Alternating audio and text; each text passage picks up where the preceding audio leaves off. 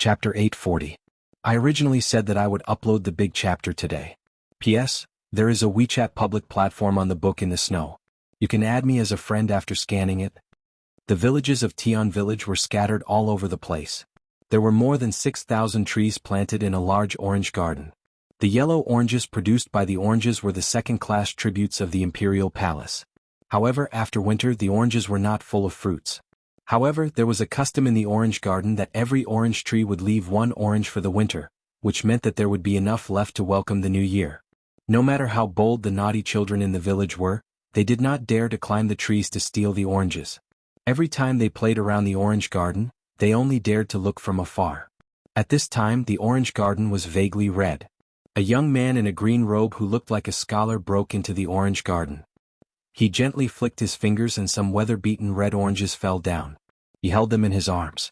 Without peeling the skin, he ate half of the oranges in one bite and chewed. The handsome scholar was followed by a skinny old man with an ordinary face, who looked like an orange farmer guarding the garden. The young man grabbed an orange and grinned at the old man. The old man shook his head, indicating that he was not interested in the orange. The young man chewed the orange meat and peel and said vaguely in Baimang language, "The south of Liang River is really a good place where people won't starve to death.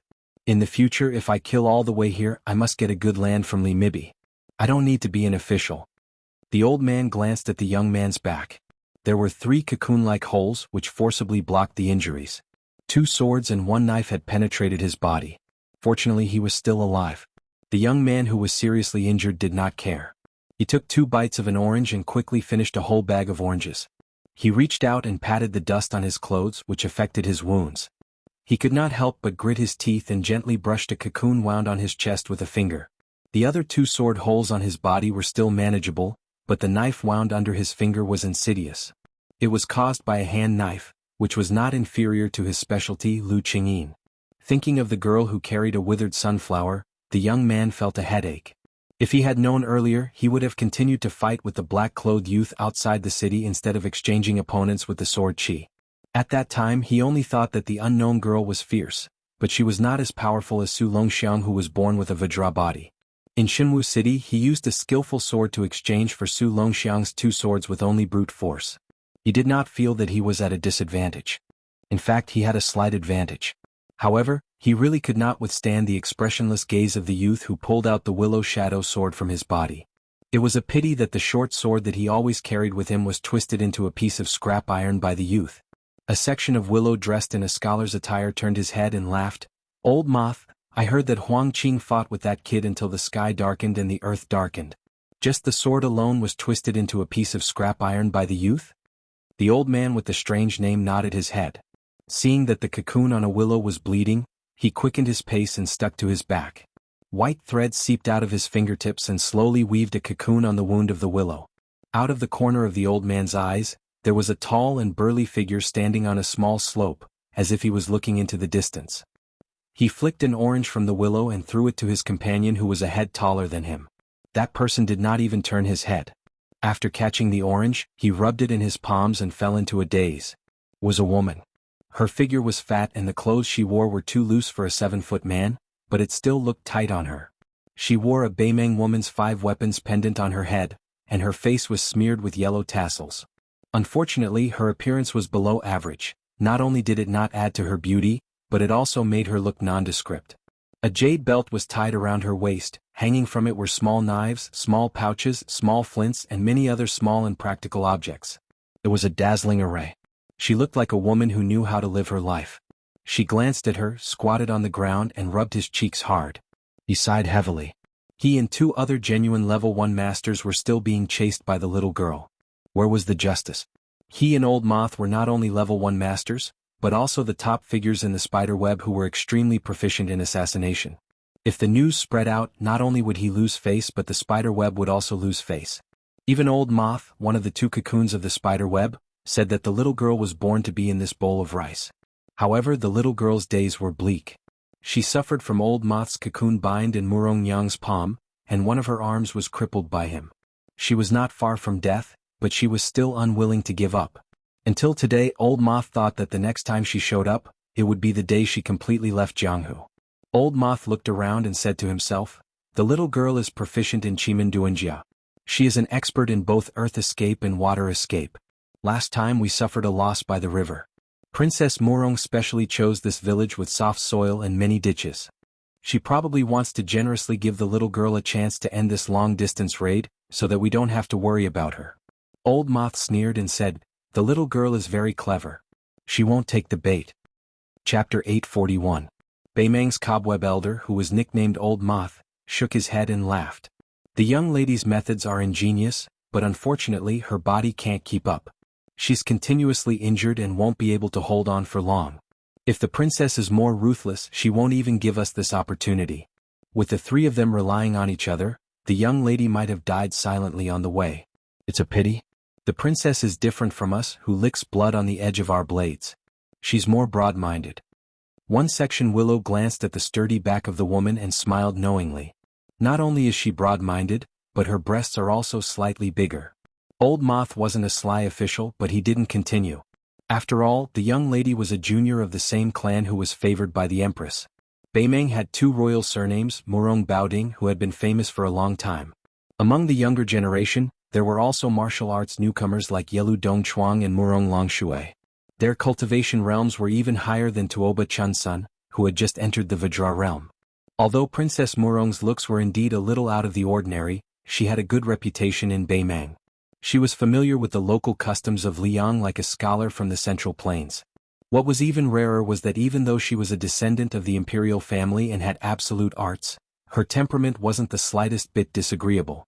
If it were any other lady of the imperial family who heard one section Willow's criticism, they would fly into a rage out of humiliation on the spot. The woman who was as famous as Yelu Dongchuang was flipping oranges in her palm. For some reason she thought of something. Her aunt smiled and asked her, if Beimang annexed Liang, they would inevitably be affected by the customs of the Central Plains. How long would the Beimang men be able to continue practicing martial arts? If they couldn't even hold on for 100 years, what was the point of Beimang marching south? At that time, there was also a princess who liked marten headscarves. Her answer was that millions of people would die in exchange for the unification of Great Qin in the next 100 years. It would be a profit, not to mention that her aunt's name would be remembered for 1,000 years. No matter how lousy a shopkeeper or scheme was, it wouldn't be a loss. Murong Longshui clearly remembered that when the lady, who was also a princess, said this, her eyes were sharp as she looked at him provocatively. Murong Longshui's mood became a bit gloomy. During this journey with Senior Yilu and Spiderweb, they were constantly harassed by that little girl. Yilu was obviously annoyed. In the dangerous battles, she had killed more than 30 innocent women and children. Even though she wasn't happy about this, she couldn't say anything. Beimang and Liang seemed to be peaceful on the surface, but that was only because of the lives of hundreds of thousands of soldiers. During the several expeditions to the north, the soldiers who died in battle didn't have time to bury their bodies and had to dig up graves. Over the years, the people of Beimang had dug up their graves countless times. They shouldn't implicate their wives and daughters, and the dead were more important. It was better to squash enmity than to keep it alive. Many of these universal principles were not worth mentioning in the face of national enmity. Murong Longshui had traveled alone to Beimang many times and had seen many children in the north. Even though their ancestors had stayed away from the chaos of war for generations, when Liang was mentioned, they would all grit their teeth and look ferocious. There was not a single bit of innocence to speak of. One of the tribes spent a lot of money to buy a Central Plains woman who had been kidnapped to Beimang. She had been pregnant for several months, but she was cut open and died. A group of youths who weren't familiar with horse riding wantonly stepped on her corpse. Murong Longshui, who suddenly came back to his senses, saw the scene in his field of vision and was clearly stunned. A skinny girl carrying a withered sunflower walked over lightly. The closest Murong Longshui got to her was when he was escorting a branch of willow to escape. In an alley, he was slashed diagonally by the little girl's hand blade. Even though he crossed his arms to block the attack, he was still sent flying several feet away. However, the girl did not have it easy either. She was bound by one of the twin cocoons of the spider web. Murong Longshui did not care about bullying her with numbers. After rolling, he bounced back up and landed a solid palm strike on the girl's body. The young assassin smashed through the alley wall and disappeared in a flash. Murong Longshui did not care about bullying her with numbers. After rolling, he bounced back up and landed a solid palm strike on the girl's body. The young assassin crashed into the alley wall and disappeared in a flash. Murong Longshui did not have much malice towards her. However, this girl's disruption had delayed too much of the Taiping commandery's plan. She had to die. A branch of willow stared at the young assassin and said in bewilderment, "With her current pitiful state, there is still a slight chance of success if we ambush her. She walked out so openly. Does she think we are scared?" Old Moth hesitated. "She most likely has a method of mutual destruction." A branch of willow shook his head.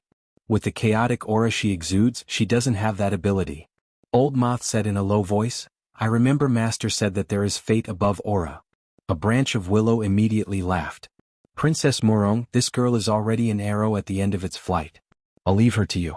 Although he said so, the 3 first-rank masters began to spread out quickly. Murong Longshui, who was walking down the slope, was in the middle. A branch of willow and Old Moth were on the left and right respectively. They were prepared to surround the girl who had crashed into a place of certain death. The girl who was carrying a branch moved her lips slightly. She seemed to be calculating the distance between them. The 4 of them looked up almost at the same time. Between the girl and the 3 of them, an uninvited guest crashed down from the sky with a loud bang. Amidst the commotion, the white-haired young man had his hands in his sleeves. His back was facing the assassin while he faced Murong Longshui and the other 2. Chapter 842. The tall and sturdy Murong Longshui stared fixedly at this guy who had appeared out of nowhere. In Liang, the imperial court clamped down on the discussion, and only a few rumors managed to slip through the net. Therefore, the discussions about the Crown Prince of Beiliang were mostly superficial. They talked about how domineering he was in Great Pea City and how he made enemies with the students of the Imperial College. However, Beimang was completely different. It was precisely because of this guy's trip to Beimang that the world was turned upside down. Murong Longshui and the old enemy with the surname of Yelu were both interested in Liang because of him, so they personally went down south. No matter what kind of dishonorable and crooked method this person used to kill Raccoon Diwu, Murong Longshui still admired him. If she put herself in his shoes, she believed that if she went up against Tuoba Chunsun, who was protected by 2 great demons, the Rainbow Python and the Lightning Spear, then she would have a slim chance of survival. Murong Longshui hesitated for a moment and stared at this man of the same age who was tired from traveling and whose lips were chapped. Before a fierce battle that was destined to be a life-and-death battle, she smiled and threw the tangerine in her hand out. She thought that if this man generously accepted the tangerine and ate it before fighting, it would be a wonderful thing that could accompany drinking in the future.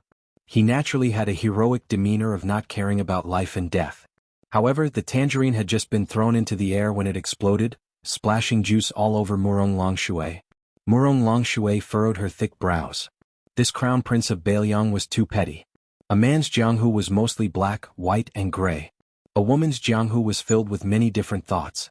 Murong Longshui was no exception. Yulu saw Murong Longshui suffer and was secretly delighted. His mind was filled with the comical scene of a handsome guy being pressed down by a 200 kilograms female warrior and beaten into a pig head. Old Moth was not as carefree as Old Moth. His footsteps were steady and he was not in a hurry. The current situation was no different from a heaven-sent opportunity for the 3 of them. That crown prince was being dragged down by the heavily injured young lady. It would be easier for him to fight the 3 of them alone. A willow leapt onto the branch of an orange tree beside him and looked into the distance, ensuring that there were no large groups of cavalry participating in the encirclement. It was better to be safe than sorry in other people's territory. After Su Fengyin landed on the ground, she took a deep breath and ran towards Murong Longshui, who was the closest to her. Along the way, she bypassed several orange trees that were bleak and desolate. Unlike Su Fengyin, she was so agile that she crashed into Su Fengyin. The 2 of them instantly collided. Su Fengyin pushed Murong Longshui's knee down with one hand and her 5 fingers were like hooks, slashing at Murong Longshui's thigh fiercely. The moment before the flying swords pierced into Murong Longshui's body, a willow that had been leisurely gathering branches from a distant orange tree finally made its move.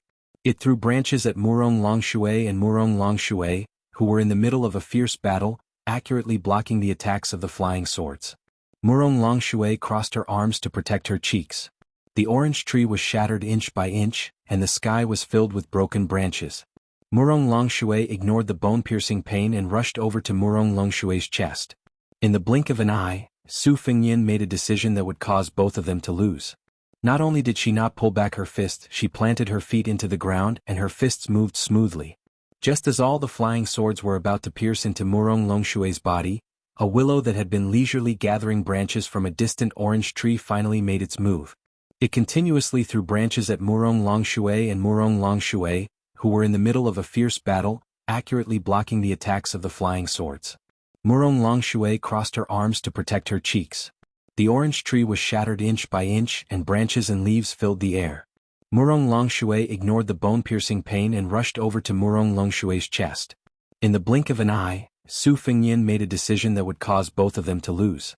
Not only did she not pull back her fist, she planted her feet into the ground and her fists moved smoothly. Just as all the flying swords were about to pierce into Murong Longshui's body, a willow that had been leisurely gathering branches from a distant orange tree finally made its move. It continuously threw branches at Murong Longshui and Murong Longshui, who were in the middle of a fierce battle, accurately blocking the attacks of the flying swords. Murong Longshui crossed her arms to protect her cheeks. The orange tree was shattered inch by inch, and the sky was filled with broken branches. Murong Longshui ignored the bone-piercing pain and rushed over to Murong Longshui's chest. Su Fengyin's fists collided with Murong Longshui's chest. She instantly made a decision that would cause both of them to suffer. Not only did she not withdraw her fists, but she also realized that the flying swords within 10 feet were like locusts. Su Fengyin pointed his forehead downwards and knocked on Su Fengyin's head. Murong Longshui's majestic body swung backwards, but his arms were held back by Su Fengyin, not giving him a chance to escape. Murong Longshui roared angrily and shook his arms, causing ripples to spread out and shake off the restraints. Su Fengyin's 10 fingers drew 10 bloody grooves on her arms so deep that her bones could be seen. Murong Longshui lowered her head, and her thigh-thick arms quickly wrapped around Su Fengyin's shoulders. If anyone saw this, they would mistake it for a lover's warm embrace, and it would be difficult to tell that there was killing intent hidden in all directions. Murong Longshui's body fell backwards, pulling Su Fengyin's entire body into the air. He tried to send Su Fengyin's head into the mud. Su Fengyin's hands gently patted on the wet mud, and in an instant, it was as if fog was rising in spirals. Murong Longshui's attempt to distance herself from Su Fengyin, and at the same time she also wanted to throw herself under the willow's shade. Murong Longshui, who was lying in the snow and mud, let go of her hands. She wanted to get up like a carp and take the initiative earlier than Su Fengyin. Su Fengyin, who was originally head down, instantly flipped her body upside down after that pat. Both of her hands pressed against Murong Longshui's cheeks, and the two of them looked at each other. It was another scene that was brewing under the illusion of warmth. Previously, Murong Longshui had caught a tangerine that Willow had tossed to her and rolled it in his palm. This time it was exactly the same. Su Fengyin seemed to want to treat her head as an orange. Murong Longshui's expression changed drastically, and in an instant her fists and knees were like a torrential downpour. Ever since she debuted, the extraordinary woman from Beimang, who was known for her close combat skills, actually only wanted to distance herself from Su Fengyin. However, no matter how fierce her attacks were, Su Fengyin only supported her head and closed the gap between her palms inch by inch. His body remained unmoving and he received all of Murong Longshui's thunderous attacks. Willow, who was squatting on a branch in the distance, had an uncertain expression. He still had a handful of tangerine branches in his hand, and seemed to be weighing the pros and cons. He did not immediately help the woman who was in danger. Previously, Old Moth had taken advantage of the gap to stretch his arms and wander around the tangerine forest, and no one knew what he was writing. Old Spider Web was obviously more careful than Willow, who was watching the fire from the other side of the river. He kicked down an orange tree and stabbed it towards Su Fengyin's back. Murong Longshui, who did not dare to hold back, used all of his strength to punch Old Spider Web's chest. Coincidentally, the tangerine tree stabbed into his back. The punch and the tree pulled each other together, and according to common sense, even if Old Spider Web's body was like a diamond, his heart would be smashed and he would die on the spot. After Old Moth kicked out, he turned his head and glared at Willow.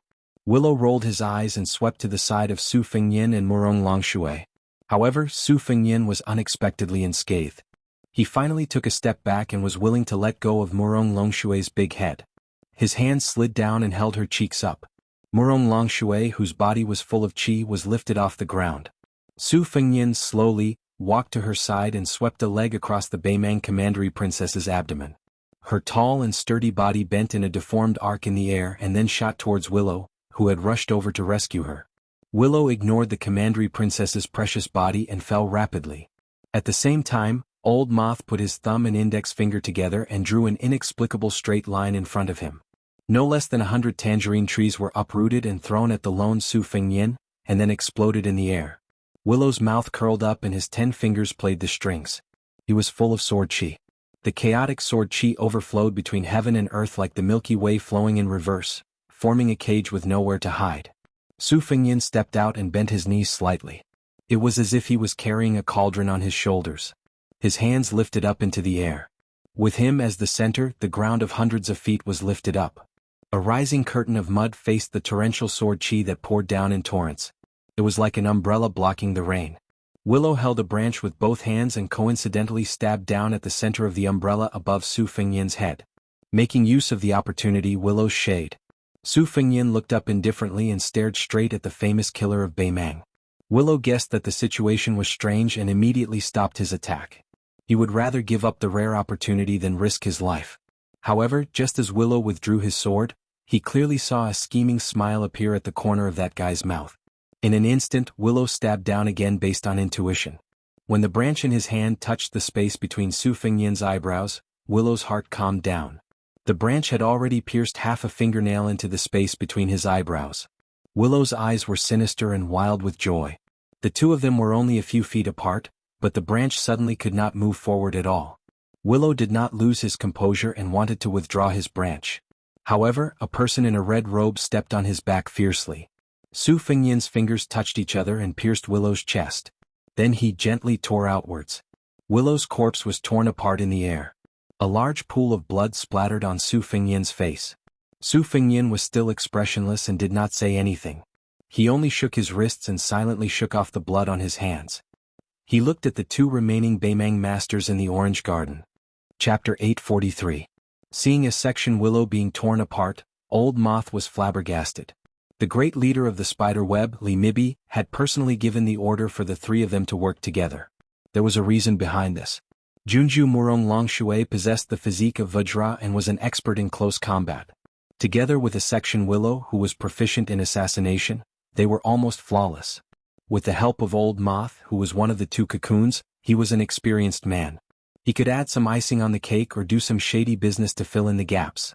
Even if they were up against two masters of the Liang Finger Mystery Realm, they could still fight. Even if a section Willow was hit by two swords and a saber, which severely damaged his combat power, Old Moth did not believe that he could break the stalemate within the time it took for a stick of incense to burn. A battle to the death between experts was not only a battle of strength but also a battle of wits. In fact, Old Moth could see some clues. At that time, a section Willow partnered with him and created a torrential rain of sword chi that poured down from the sky. Su Fengyan lifted up the ground to act as an umbrella and purposely revealed a fatal flaw at the handle of the umbrella.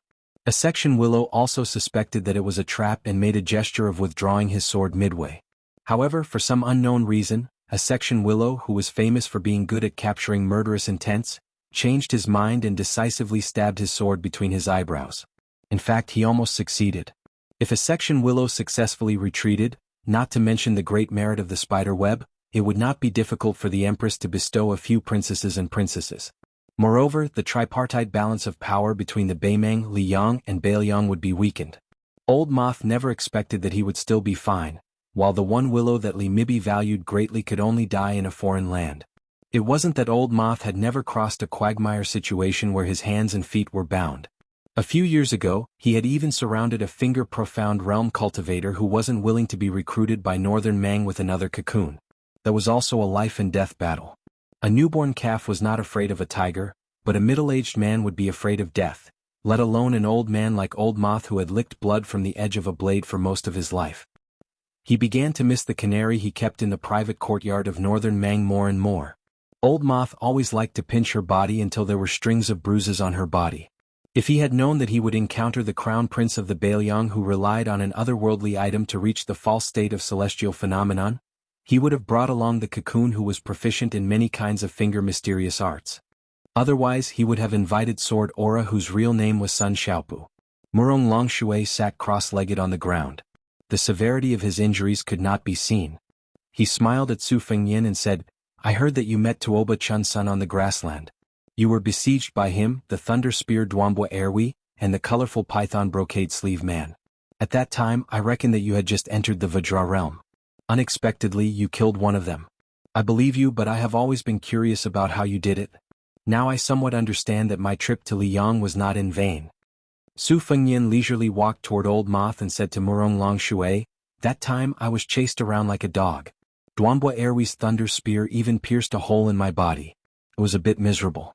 But to be honest, after killing the devil Xialing at the Duckhead Green Inn, I am not too afraid of the so-called first-grade masters. After all, I have fought with Luo Yang and the Fifth Raccoon. So, it doesn't matter whether I am a fox borrowing the tiger's might or not. I don't expect to kill all of you in one breath. But if we have to talk about who will pay a bigger price, it will definitely be you who are unfamiliar with this place after a long time. Murong Longshui stood up and said playfully, regarding the matter of cultivation backfeeding, there seems to be a saying that the well water does not interfere with the river water.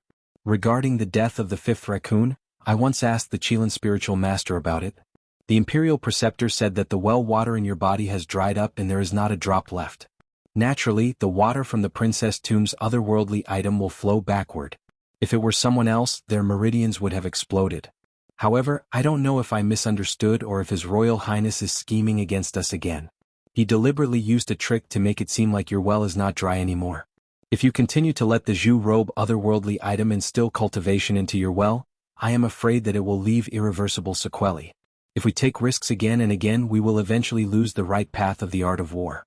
Today, a willow horse has lost its front hooves. Tomorrow, it might be His Royal Highness who has a great king of Bailiang in his pocket. Su Fengnian stopped and said with a smile, you can see that? Murong Longshui was slightly stunned and seemed to be a bit annoyed. He pointed at Su Fengnian's hair and said, Your Highness, aren't you asking the obvious? Your white hair is showing signs of turning black. Even a blind person can see it. Su Fengnian nodded and then shook his head. Using his familiar northern Mang accent, he said, You didn't guess wrongly. After I lost the Great Yellow Court, I finally started to recover my vitality. Logically speaking, I shouldn't create unnecessary trouble at this time. However, you, Murong Longshui, the northern Mang princess, the precious daughter of Murong Baoding, came to Liang to assassinate me. Moreover, there was Sword Chi near Huang Qing, a section of Willow, and this Cobweb Senior in front of me. I don't know why you guys didn't make a move in Great Peace City and Divine Martial City, but you probably don't want to return empty-handed. Most likely you guys will continue to oppose me shamelessly. Since I finally gained the upper hand today, even if I kill 1,000 enemies and lose 800 of my own men, I will still gain 200. After I return to Northern Liang, it doesn't matter whether I am a second-grade martial artist or a first-grade martial artist. Murong Longshui's eyes were sincere as he smiled and said, To be honest, Spider Web sent out 2 cocoons and several poles to the south this time. Their original intention was to assassinate your highness, but they were stopped in Great Peace City, so they didn't dare to act rashly. However, I didn't plan on getting involved in this mess from the start. I went south to investigate the demon Luo Yang's whereabouts and confirm whether Broken Spear Deng Mao and Yelu Dongchuang followed Luo Yang out of Beimang. After Han Diaoxi was killed by your highness outside of Shenwu City, Spider Web completely gave up on the idea of fanning the flames. Instead, they turned to investigate the plans of the greatest threat to Beimang, Luo Yang. However, Su Longxiang and the little girl behind your highness made things difficult for us. We are also very troubled. After these 2 fights, Beimang didn't know whether to laugh or cry. Right now, Luo Yang should have sensed that Spider Web was going to deal with this. If Spider Web retreated back to Beimang unscathed, Grandpa Li would be so worried that he would break many of his roots. As long as your highness is willing to watch from the side and watch the tigers fight, Murong Longshui will owe your highness a favor. How about it? Su Fengnian said in surprise, Isn't Yelu Dongchuang a relative of Beimang's imperial family? How did he get involved with Luo Yang? Broken Spear Deng Mao is an expert ranked even higher than Human Cat on the martial rankings. Why would he be a pawn for Luo Yang? Why don't you have the arrogance of a top expert? Murong Longshui smiled bitterly, What your highness is asking is exactly what I wanted to know when I secretly infiltrated Liang. Su Fengnian narrowed his eyes and joked, Murong Longshui, our statuses are roughly the same. Look, when I went to Beimang, I killed 2 of the top 10 demons of the demonic path, as well as the Mountain Lord of Soldier Mountain. Aren't you envious? The tall and sturdy Murong Longshui smiled sweetly, You're a man and I'm a woman. What's there to fight for? Sooner or later I'll marry and become a wife. If you want to fight for your dignity, that's the duty of that stuffy Yelu Dongchuang. Su Fengnian smiled, Straightforward, I like it. Then you can leave. Don't forget you owe me a favor. Murong Longshui smiled and asked, Really? Chapter 844. Su Fengnian waved his hand. Old Moth, who had been left aside for a long time, finally felt relieved. He really didn't want to fight with a reckless fake heavenly phenomenon. In Beimeng no one would give face to the king of Beiliang, Su Xiao. Old Moth was reluctant to admit that this white-haired young man was able to walk out alive and even bring two heads home. He was even more impressed that there were talents in Jianghu. Even if Beimeng had Hong Jingyan, who had already achieved great things, to Oba Chun's son, who gradually became more courageous in the face of setbacks, and Princess Murong and little Prince Yelu, he only knew the depth of Liang Jianghu's heritage when he arrived at Liang Jianghu. Chess and sword music school's real name was Sun Xiaopu. When Taiping Ling joked that Beimeng swordplay was like rice in a barren field, Sun Xiaopu changed his name to Huang Qing. However, when he arrived at Liang, swordplay talents were like worthless weeds that were cut down again and again. The people of Liang didn't care at all, but their neighbors Beimeng trembled with fear. When one's fate was flourishing, the land and water were good. When the land and water were good, talents would emerge. This was the common sense that all the dynasties followed. The empress couldn't hold back anymore. She didn't want to let the Zhao family of Liang slowly grow so that she could digest the power of the 8 kingdoms of spring and autumn. Unfortunately, man proposes, God disposes. The military god Tuoba was tricked by Luo Yang in the Arctic tundra. Even Taiping Ling, who was already the empress's teacher, was caught off guard. The empress was furious, but within a year tens of thousands of elite cavalry were still led by the nose by white-robed Luo Yang and suffered heavy losses. In the end she even fled to Liang. If Luo Yang turned to the Zhao family of Liang, it would definitely make Beimeng's morale drop to rock bottom after the Beiliang cavalry's surprise attack on the border. Murong Longshui turned around and left casually. Old Moth was more cautious and slowly retreated. Su Fengyin stared at Old Moth and laughed softly. I said that princess can leave, but I didn't say that you can leave. Last time, a large group of Beimeng assassins from the Jianghu wanted to infiltrate the border and assassinate Beiliang officials. If I remember correctly, it was Yerli Mibi who planned this. The 6 big and small leaders of the spider web personally took the lead. This debt needs to be settled clearly. Murong Longshui angrily turned around. Your Highness, isn't there no meaning in saying that? Su Fengyin said with a smile. Commandery Princess is sincere, but that old man Spiderweb is not very honest. He probably sent a secret message to Spiderweb. It is clear that he has not given up on his evil intentions. He wants to take advantage of the fact that I am alone to do something that he could not do in Great Peace City and Xianxia City. Su Fengyin flicked his sleeves and 8 flying swords floated in front of him. Since you sent a wasp to send a message, then don't blame me for using my best sword tomb flying swords to kill butterflies and spiders. Murong Longshui and Old Moth looked at each other and retreated at the same time. At the same time, Su Fengyin did not hesitate to follow them. He kept a close distance and did not let the two escape. The little girl carrying the withered sunflower followed behind Su Fengyin without saying a word. In the distance, Murong Longshui imperceptibly slowed down his footsteps and secretly checked his qi. Su Fengyin suddenly sped up and the distance between them shortened from 400 feet to 300 feet. Murong Longshui, who originally wanted to use this to test whether Su Fengyin was strong on the outside but weak on the inside, sighed and began to retreat for real. She did not believe that Su Fengyin would let her go for a favor. There were only 2 possibilities why Su Fengyin did not immediately give chase after killing a section of the willow tree. The first possibility was that he did not have enough strength and was using all his strength to fight 1 against 3. His situation was not good. If that was the case, Murong Longshui did not mind severely injuring Su Fengyin in exchange for his life. The second possibility was that this treacherous prince, who was familiar with fighting to the death, was using his old trick again. He deliberately showed weakness again so that he could easily kill her and Old Moth, who were not weak. Old Moth could involve the hidden forces of Spiderweb and Su Fengyin might be able to call for reinforcements. When the time came, the outcome would still be 50-50. Su Fengyin flew through the air to chase after the two. The young assassin he nicknamed Miss Hehe followed behind him all the time. Su Fengyin wiped his face with his hand. His palm was full of blood. He hesitated for a moment and honestly said in a low voice, "That princess is very cunning. I have to puff myself up at my own cost. If it were not for her undying desire to kill me, I would have taken you and run away. I fought with Zhao Ningxin on the Spring God Lake, so I can't continue to let her instill her cultivation without any scruples. This is a good thing for me. The qi in my body is growing rapidly, but it is not beneficial to the current situation. It will only be a burden. In a day or 2, no matter how fast my internal energy grows, it will not be able to reach the first level." Moreover, she was heavily injured in the battle with the human cat in Xianxia City. This time, killing a section of willow was more or less a bluff. If it were not for that section of willow foolishly running into us, we would have been exposed. But don't worry, they can't kill you. If they want to kill me, even if I stand still and let them kill me, it will still not be easy.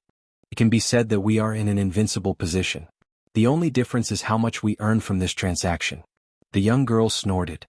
Su Fengyin looked into the distance. It would be best if we can capture that princess and the old man alive. Then I will make a big profit. Later we will sit down and split the loot. With our friendship, I promise I won't cheat you. The young lady kicked Su Fengyin's buttocks. The nimble and agile prince nimbly flipped through the air, continuing to steadily rush forward. She said with a light laugh, even if there are reinforcements hidden in the shadows, they wouldn't dare to rush over in such a reckless manner. Moreover, it's not like I don't have a backup plan. Let's just slowly play a game of cat and mouse with these two northern Mang great figures. I can also use this chance to nurture my strength through battle, recover my cultivation, solidify the realm I lost and then regained. You are good at finding the right time and place to attack, while Suing is good at capturing auras. Let's give them a good time. After an entire day of cat and mouse hunting, Murong Longshui and Old Moth were extremely sullen. Su Fengyin had always maintained a distance of half a li from them. When they rested, Su Fengyin would slowly stop and harass and provoke them from a certain distance. When they moved forward, Su Fengyin would continue to tail them. There were even 2 times when he took the initiative to intercept them. When the first attack failed, he would make a prompt decision to retreat. It wasn't that Murong Longshui didn't think of taking the initiative, but Su Fengyin didn't give her the chance at all. He was adept at chasing and killing, and when he escaped, he was even faster than anyone else. If there was a section of willow present, and both sides had a certain chance of winning, Murong Longshui and Old Moth wouldn't have been so passive. However, there weren't so many ifs in the world. In the night, Murong Longshui was washing his face by a stream in the depths of the wild forest. Su Fengyin was squatting on a large rock more than 100 feet away. He even had the leisure to worm his way into being friends with the princess of Beimeng, persuading her not to be a princess, but to find a scholarly man in Beiliang and marry him. This made her so angry that her teeth itched. At that time, Old Moth had wanted to take a detour and launch a sneak attack, but he was blocked by a red robe. 3 days later, the 2 sides entered a town one after another. Murong Longshui was still fine. With the support of his diamond body, his complexion was still good. However, Old Moth, who was on tenterhooks, couldn't help but look dispirited. Su Fengyin casually stole 2 mink hats of different sizes from the market. He put one on himself and pressed the other on the little girl's head. The furry mink hat covered her eyebrows and forehead. If the sunflower on her shoulder wasn't mentioned, she looked somewhat like an ordinary girl. Chapter 845. Murong Longshui had not had a drop of water for 3 days and 2 nights. Since he could not get rid of the pair of maggots behind him, he might as well choose a restaurant in the busy city. He took out an ingot of gold from the small pouch on his waist and tossed it to the waiter, telling him to keep the change. He ordered a table of sumptuous food and wine and sat down by the window. Whether it was his extravagant spending or her rare mountain-like figure, they were all very eye-catching. Murong Longshui did not see that bastard outside the window, so he was happy that he did not see and did not feel annoyed. He only cared about eating large pieces of meat. On the other hand, the spider moth chewed and swallowed slowly. A few diners nearby were whispering and commenting on Murong Longshui. They were not very polite and reserved in their words. The spider moth had accumulated quite a bit of anger in the past 3 days and wanted to quietly teach this group of rude people a lesson. Murong Longshui gently shook his head and drank a large mouthful of soju wine that he had never tasted before. He held it in his mouth and was not in a hurry to swallow it, slowly savoring the taste. Out of the corner of his eye, he saw an endless stream of people in the busy city. The small families were also wearing silk and satin. Murong Longshui was somewhat entranced. After the spring and autumn turmoil ended in Liang, the brocade and colored silk obtained from the western Shu, the southern Tang, the eastern Yu, and the other 3 places amounted to millions of bolts. These years, the Zhao family of Liang was much more lax in customizing the clothes of the common people compared to the previous dynasties. Murong Longshui swallowed the wine, pursed his lips and softly murmured, "What a picture of peace and prosperity." Behind a green wall less than 5 feet away, there were only a few pedestrians. Su Fengyin, wearing a mink hat, was squatting at the corner of the wall, chewing a scallion pancake as he muttered vaguely. Without delay, he raised his sleeve, like a small squad leader pretending to be a soldier on the battlefield, giving orders to a few flying swords floating in front of him. With a flick of his finger, 3 of the swords flew along the wall and out of the alley. In an instant they pierced through the window and pierced straight at Murong Longshui through the window. Old Moth's finger lightly tapped on the table, and wisps of white mist appeared between the flying swords and the princess. The 3 naughty flying swords were unable to succeed, so they turned back the way they came. As soon as the first wave left, the second wave came. This time, the 3 swords came at a tricky angle, and after piercing through the window they quickly scattered. Old Moth immediately knocked on the table in a hurry. The 3 swords came and left in a hurry, but the third wave came in the blink of an eye, never tiring. This made Old Moth, who was focused on concealment, more and more tired of dealing with them. A few sharp-eyed drinkers saw the white mist by the window and vaguely bright fireflies. Murong Longshui put down his wine bowl heavily. He had just advised Old Moth not to make a big fuss when she suddenly stood up, smashed through the window and ran away in big strides. Everybody in the restaurant was dumbstruck. Could it be that this woman was a Jianghu heroine who had hidden her strength? Su Fengyin, who was standing at the foot of the green wall, quickly put a small half of the scallion pancake in his mouth and ran away. Murong Longshui stood in the middle of the alley, his 5 fingers hooked into the wall, crushing the bricks in his palms. His face turned ashen. Old Moth was also annoyed by Su Fengyin's endless tricks, but he did not know how to comfort that young Junju. The reason why they didn't give chase was because this kid's flying sword technique was too accurate. Within 10 zhang, the flying swords hovered just right in front of them, quietly waiting for their prey. 8 flying swords, that was the starting point of 8 traps. Old Moth could not help muttering, "It's really chasing a dog that randomly shits. Wherever you go, you have to worry about your shoes being stained with dog poop. If you don't chase, he'll just bark a few times behind your butt. He's really hard to deal with." Murong Longshui was amused by this vulgar metaphor, and the haze in his heart dissipated. At the end of the alley, that guy seemed to have noticed that the 2 did not have the intention to pursue and fight. He appeared with a mischievous smile and leaned against the wall. After finishing the scallion pancake, he casually wiped his greasy fingers on his mink hat and kindly reminded them, "You 2 immortal couple still haven't made up your mind? When I call over thousands of Bailiang cavalry, each of them spit a mouthful of saliva to drown you. Be careful not to become a pair of dying mandarin ducks, swimming in their saliva." Murong Longshui stared fixedly at that bastard who was paddling and sneered, "Don't talk nonsense. Right now, Spiderweb and the Bailiang spies have become a thorn in Jianghu's side. No one dares to act rashly. If you can mobilize 1,000 cavalry from Bailiang here, I, Murong Longshui, will not only obediently allow myself to be captured, but I'll also be willing to be Su Fengyin's servant." Su Fengyin laughed loudly, "You said it yourself. If you have the ability, then just wait. Tide Listening Pavilion has a Taoist scripture that records the ability to cast beans into soldiers. Do you dare to give me 3 days? When I master this ability, you'll be my servant." What a coincidence, Wutangan is lacking a sword servant. I see that you're tall and strong, but you have a strong aura. How about it? Murong Longshui gritted his teeth and squeezed out a smile. "That's negotiable. Not to mention a sword, I'll even carry a spirit tablet for you in the future." Su Fengyin pretended to be angry and said, "Are you cursing me? Hey, silkworm-rearing old man, why don't you discipline your wife? How are you managing the household? Have you lived for so many years in vain? You said that I'm a dog sh*t, but when you're having sex with the princess, do you think it's romantic? I heard that you have a bad reputation in Spiderweb. The number of women you've defiled and killed can't be counted with 2 hands. This time, you're going to roam the Jianghu with the princess at the prime of her youth. Don't have any evil intentions. Living a good life is more important than anything else." Chapter 846. The still virgin Beimeng Junju laughed it off, but Old Moth was somewhat anxious. Although Spiderweb had always been loyal to Her Majesty the Empress, or to be precise, to the Shadow Prime Minister behind Her Majesty, Li Mixi, Murong Longshui's status was particularly illustrious. If his master was humiliated, his servant would die. Moreover, His Royal Highness's mouth was full of nonsense, and he splashed dirty water on Beimeng and the Junju together. If the Junju returned to Beimeng someday and remembered this, how could Old Moth not be alarmed? Su Fengyin originally wanted to continue teasing the moth cocoon, but the arrival of the little girl made him restrain himself. Her furry mink hat was askew on her head. She squatted to the side and slowly nibbled on a scallion pancake with beef slices. Compared to Su Fengyin's scallion pancakes, it was clearly much more luxurious. The money for the scallion pancakes came from the money pouch that Su Fengyin had stolen from the streets. Jia finished chewing the scallion pancake and licked his fingers. Then, as if he was not used to the warmth of the mink hat, he tugged on it. Old Moth saw this temporary partnership in his eyes and did not find it funny at all. Instead, he was afraid and troubled. For the past few days, only Su Fengnian had acted. Old Moth believed that when the little girl recovered from her injuries, her next hand chop would fall on him and the Jianghu.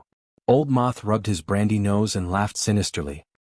His Royal Highness, I heard that the consort of the King of Bailiang was originally a female sword immortal. Because she was pregnant with you, there was the white clothes case in the capital. She was left with an incurable disease and passed away early. I also heard that your eldest sister, Su Weisheng, married far away in Jiangnan and is depressed. Your second sister, Su Weisheng, is not much better. She almost died at the hands of Qin Jibao. In a few more years, the new king will replace the old one, and you'll finally become a vassal king with great difficulty. Be careful that in the end you'll be all alone, unable to share your blessings with others. You still have to worry about the northern Mang's iron hooves coming south, while guarding against the Li Yang's obstructions. If I were you, I would have long gone mad. Not only is Beimang preparing for war by your bedside, there is also the Zhao family's son who bears a grudge, Zhang Julu, Gu Jiantang, and a large group of loyal officials watching coldly from the sidelines. There are also several vassal kings eyeing covetously. Tell me, aren't you suffering? Su Fengnian was still leaning against the wall. He crossed his arms in front of his chest and sighed heavily. Exactly. Murong Longshue's words were shocking. His expression was calm as he said, Xiaogo has Beimang's men of sacrifice who are in a high position. He can be considered a big shot in the capital. Many people know that this is your last stay in Jianghu. The battle outside Shenwu City may not be the end of your Jianghu. If you continue to play cat and mouse with us, be careful that the Zhao family's son will take advantage of the situation. At that time, I definitely won't mind joining forces with Xiaogo to leave your corpse in Jianghu. In short, you and I are now in a gambling situation. We are betting on whether the Zhao family's son and the important officials of Liyang have the courage to do so. If I lose, it will only maintain the current stalemate. If you lose, you, father, and Beimang have been holding back for more than 20 years, and it will all be for nothing. The reason why I am being so frank with you is because I have never treated you as an irreconcilable enemy. On the contrary, Su Fengnian, I admire you from the bottom of my heart.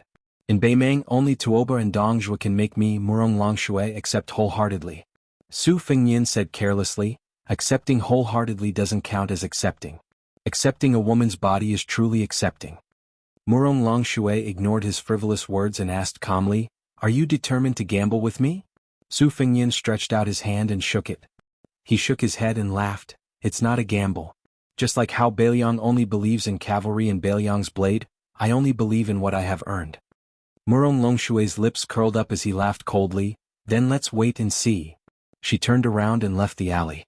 Old Moth was about to turn around when Su Fengnian laughed and said, 240 words, I've remembered them all. Old Moth's throat moved slightly as he spat out a mouthful of thick phlegm on the ground. He smiled mockingly at Su Fengnian and walked away. The young girl snorted. Su Fengnian didn't mind her teasing and asked curiously, Where did your big cat go? Jia squatted on the ground and didn't say anything. She had been silent for the past few days.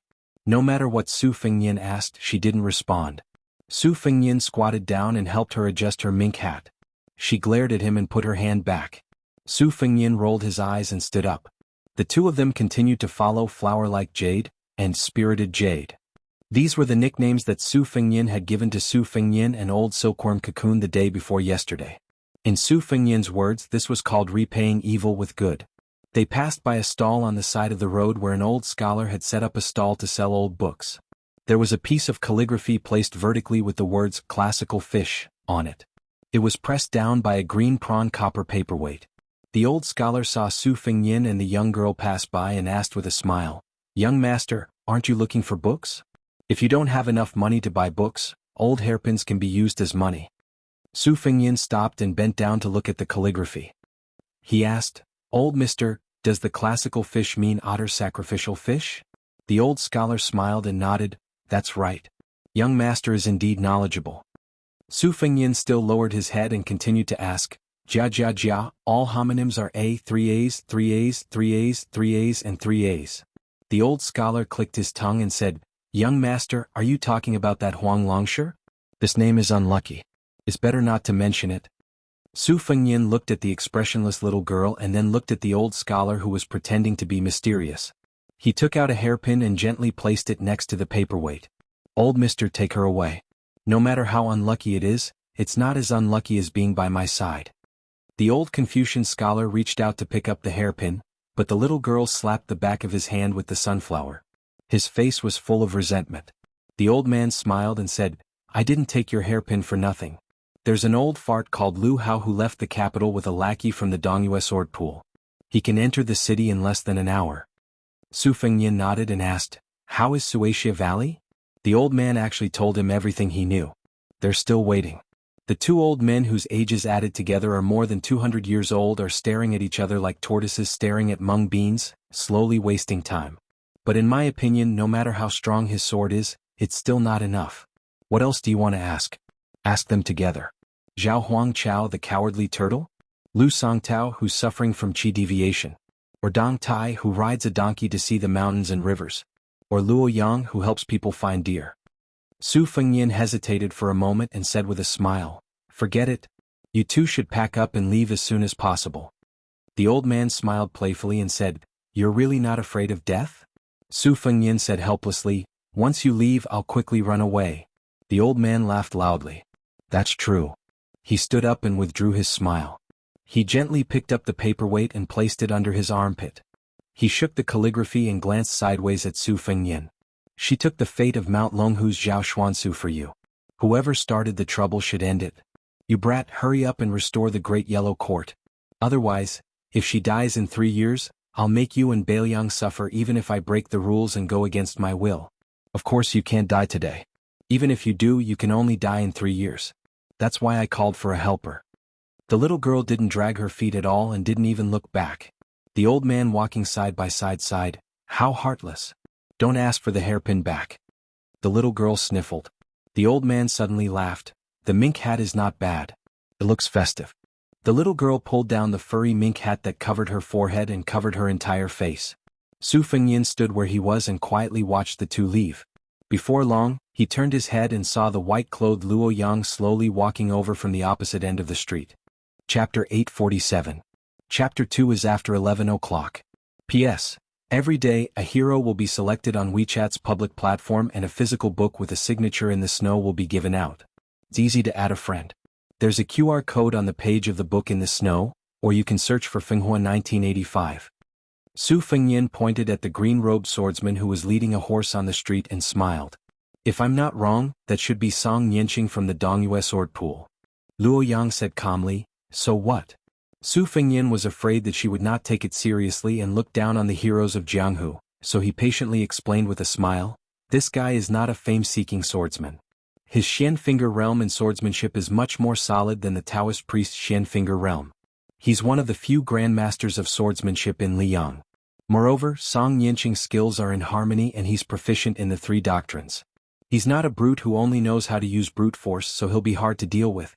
Not counting the sneaky sparring, after Song Nianqing became the head of the sword pool at a young age, he's known to have fought 19 times in the past 60 years.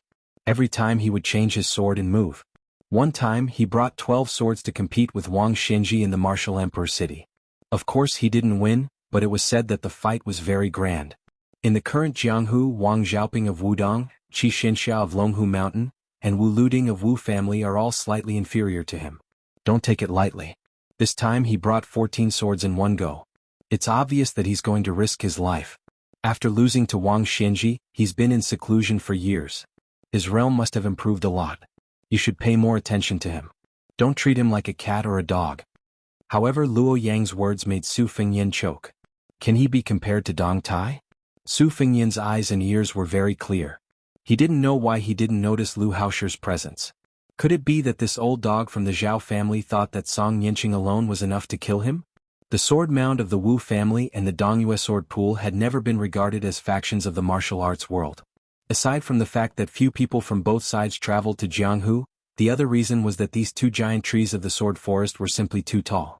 Even a sect like the Snowy Manor, which was second to none in the province, could only bow its head before these 2 behemoths. After the sword mound of the Wu family defeated 10,000 riders with 9 swords, it declined from its peak. The Dongyue sword pool had always wanted to suppress the Wu family, which was known to be the best swordsman in the world. They even took the initiative to flirt with the Liang imperial court. Li Yibai, the leader of the younger generation of the sword pool, appeared at the snowy manor with 18 sword maids to promote the Wild Goose Castle. Su Fengyin didn't have a good impression of the sword pool, but he treated Li Yibai quite well. When he first traveled the Jianghu, he saw an honest man from afar. His moves were simple and not flashy. At that time, Su Fengyin didn't think that it was a high-level swordsmanship. He only thought that this man was good and didn't put on airs. Later he found out that he was a talented swordsman who had the potential to become the leader of the sword pool. Therefore, when he attacked the snowy manor, he only found trouble with the Spring Invitation Cottage and the Wild Goose Castle. Li Yibai's master, the current leader of the Dongyue sword pool, Song Yanqing, left the sword pool for the first time in nearly 30 years. He took 14 famous swords with him. It seemed that he wouldn't stop until he took Su Fengyin's head. Su Fengyin asked softly, "Why don't you wait for a while and let me test his strength?" Luoyang sneered and said, "Are you afraid that I will easily kill Song Yanqing and alert the enemy, and Lu Haoshi will become a coward and ruin your plan of being the Oriole behind? I find it strange. With your current skills, fighting Master Lu Hao is like hitting a rock with an egg. What? Do you want me to help you when you are beaten half to death? Let me say this first. Even if I help you, it will be after Master Lu Hao kills you and then I will help you collect your corpse." Su Fengyin grinned and smiled brightly. "I'm not that particular.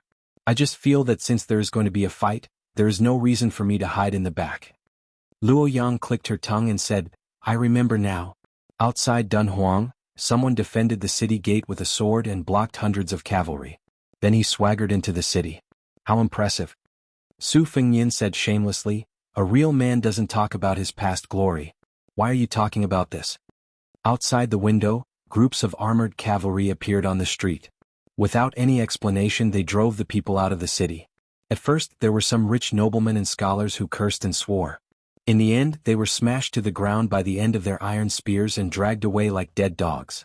Many of the common people who stayed in their homes were also unable to escape. In the bitter cold winter they were driven out of the city gate in groups. Some of the members of the big families in the neighborhood were also not lucky enough to escape. After the confluence, they wanted to gang up and cause trouble, but when they saw that the old masters of the government and county yamen were also in the group of refugees, they did not have the courage to cause trouble. Not long after, the area around the restaurant was almost empty. The diners of the restaurant had already run out. The shopkeeper did not care about the money owed by the group of ruffians and hurriedly left with his family. Some ruffians wanted to fish in troubled waters. While the people in the city were empty, they went to the rich people's houses to steal some antiques and valuables. As a result, the patrolling cavalry from outside the city saw them and killed them on the spot. A few ruffians with nimble legs saw that the situation was not good and tried to escape by jumping over the wall. They were directly shot by arrows and turned into hedgehogs. For a moment the people were even more anxious. They did not know what had happened. They all thought that there was going to be a war again. The old people who had experienced the war of the spring and autumn period were frightened and cried. The women and children who came with their ancestors were also crying. The people on the street scattered. The old man in green with a pile of swords on the back of his horse was very eye-catching. When Su Fengyin stood up and looked at the street, the old man also looked up. After their eyes met, Song Yanqing did things quickly. Without saying anything, he let go of the reins and took a long sword from the horse's back. He gently drew a half-arc in the direction of the second floor of the restaurant. Chapter 848. Su Fengyin had jumped up high the moment Song Yanqing made his first move. He held the beam of the room with one hand. Luo Yang, who was sitting on the chair, was much more elegant than him. She didn't move at all. That crescent-shaped sword aura sliced through the outer wall of the restaurant like cutting tofu and went straight for Luo Yang. Luo Yang gently pushed that colored glaze cup with one finger.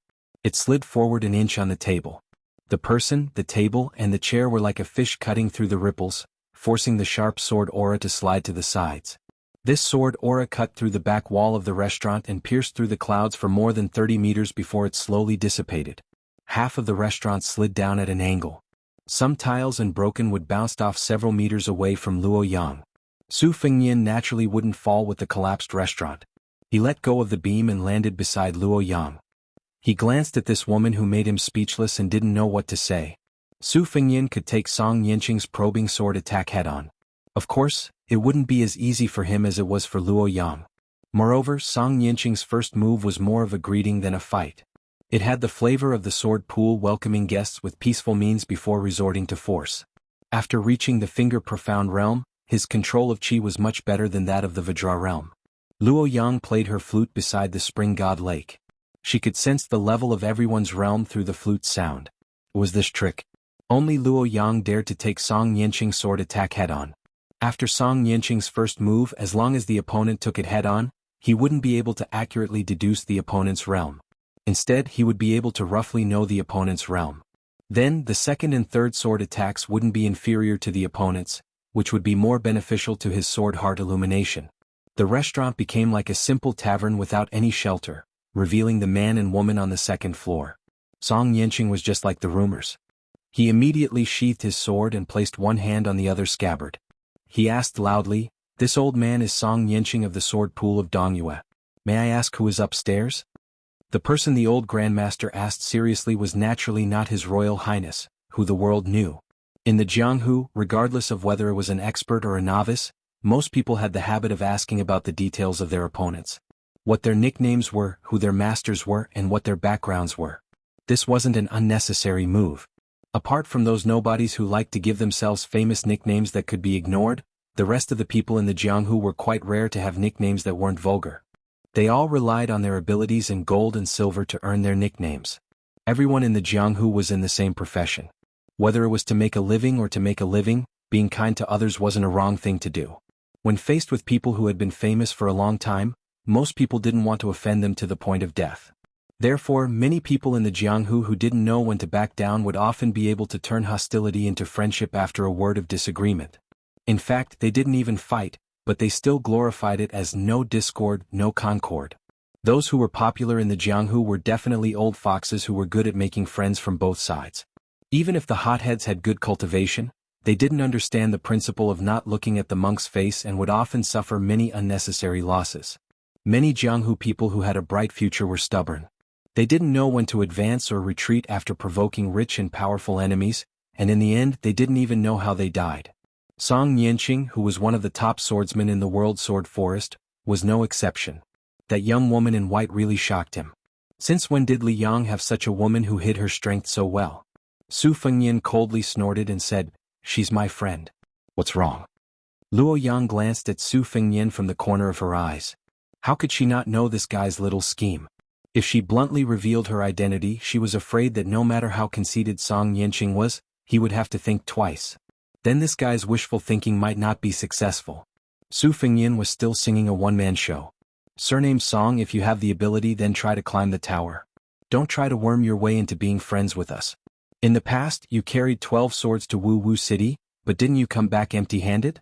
So what if you have 2 more swords today? If you have the ability, then use all 14 swords. I'll say it right here, we'll take all of them." Luo Yang calmly asked, "Aren't you bored? Aren't you ashamed?" Su Fengyan turned his head and laughed in a low voice. "It's not easy to get the thigh of the number 1 person of the evil path. Let me show it off." Su Fengyan's frivolous words didn't anger Song Yanqing. His state of mind was as calm as an ancient well, and he didn't respond to Su Fengyan. He just lightly patted the scabbard. This time he didn't hold the sword in his hand, but instead rode it 20 feet away from his hand. The sword's aura was much stronger than the first sword. The tip of the sword was slightly raised, and it swept towards Su Fengyan on the second floor. Luo Yang stood up. She obviously wasn't in the mood to wait for the dozen or so swords. She jumped down from the restaurant and brushed past the flying sword. Then she held the hilt with one hand.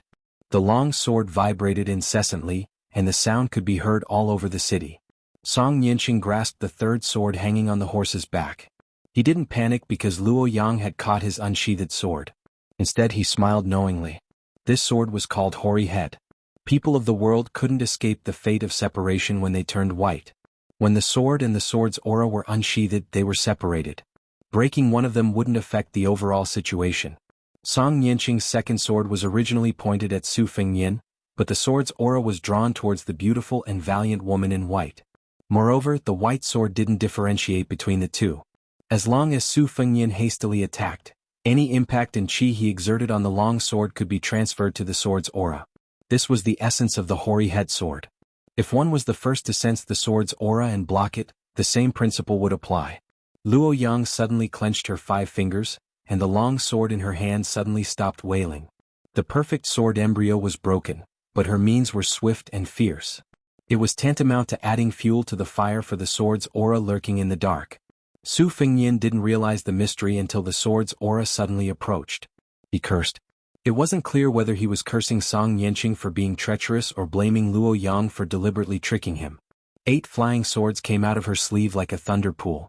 The woman who tricked Su Fengnian secretly raised the corner of her mouth.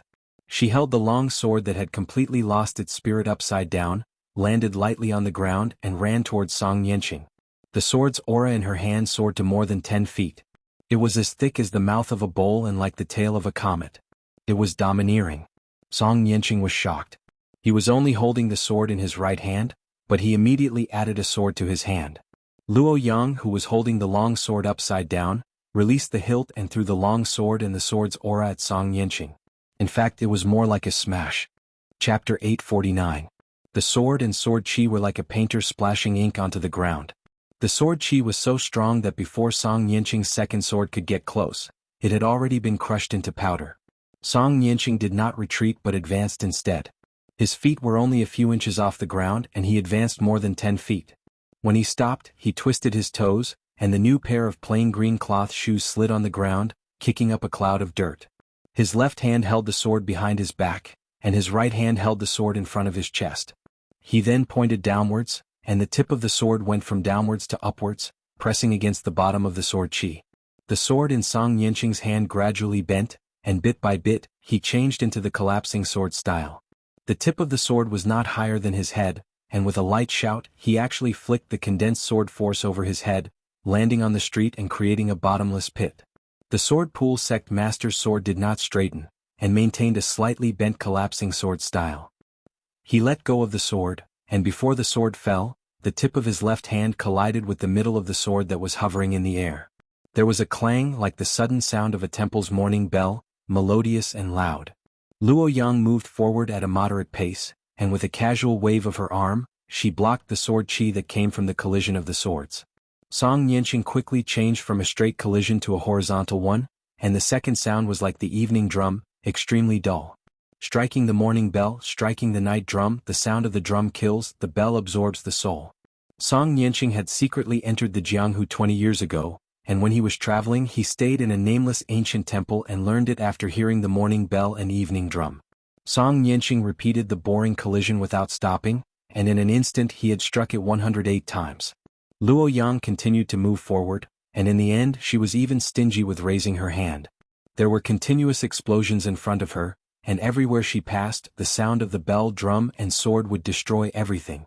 The original meaning was to sound the drum and listen to the sound, and to return quickly and not violate the rules. But since Luo Yang could kill her way through Beimeng alone twice, what was a small noise of the bell, drum, and sword chi? Song Yanqing's 2 swords finally couldn't withstand the force of the collision. The 2 swords broke and fell to the ground. Song Yanqing didn't turn back to retrieve the swords from the horse's back. Instead he formed a sword seal that resembled both Buddha and Tao. Riding the swords out of their sheaths, the 3 swords left their sheaths one after the other, leaped up from the horseback, like a long rainbow falling on top of Luo Yang's head. Song Yanqing's hair and beard stood on end. His green robe fluttered violently, and his feet sank a foot into the ground. Luo Yang was simply arrogant to the point of being unreasonable. With her hands behind her back, she stomped on the ground, shattering the bluestone slabs and sending the gravel flying.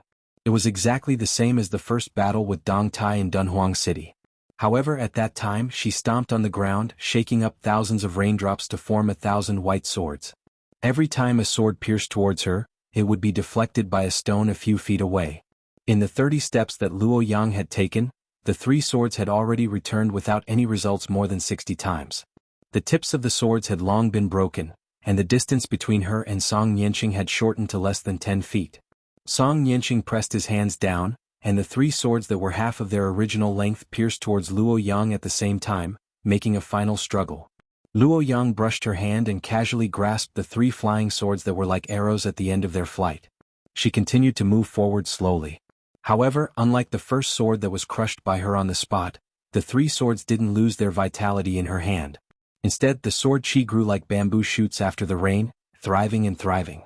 Luo Yang looked down as she walked slowly. Even though she sensed the scene of a snake devouring an elephant in her hand, she didn't have any response. The sword chi of the three swords took root in her palm. Song Yanqing squinted his eyes and snapped his fingers.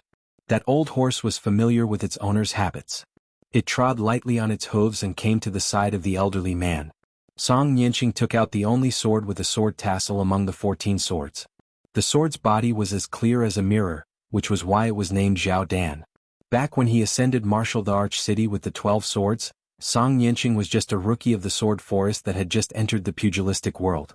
Wang Xianji was already recognized as the world's #1. However, when did Song Yanqing take a step back? The Zhao Dan in his hand was the first sword that Song Yanqing had personally forged after going into seclusion. Every swordsman was a swordsmith. They had to forge their own swords in the sword furnace. Although the sword pool had millions of swords, they were only used to remember the ancestors.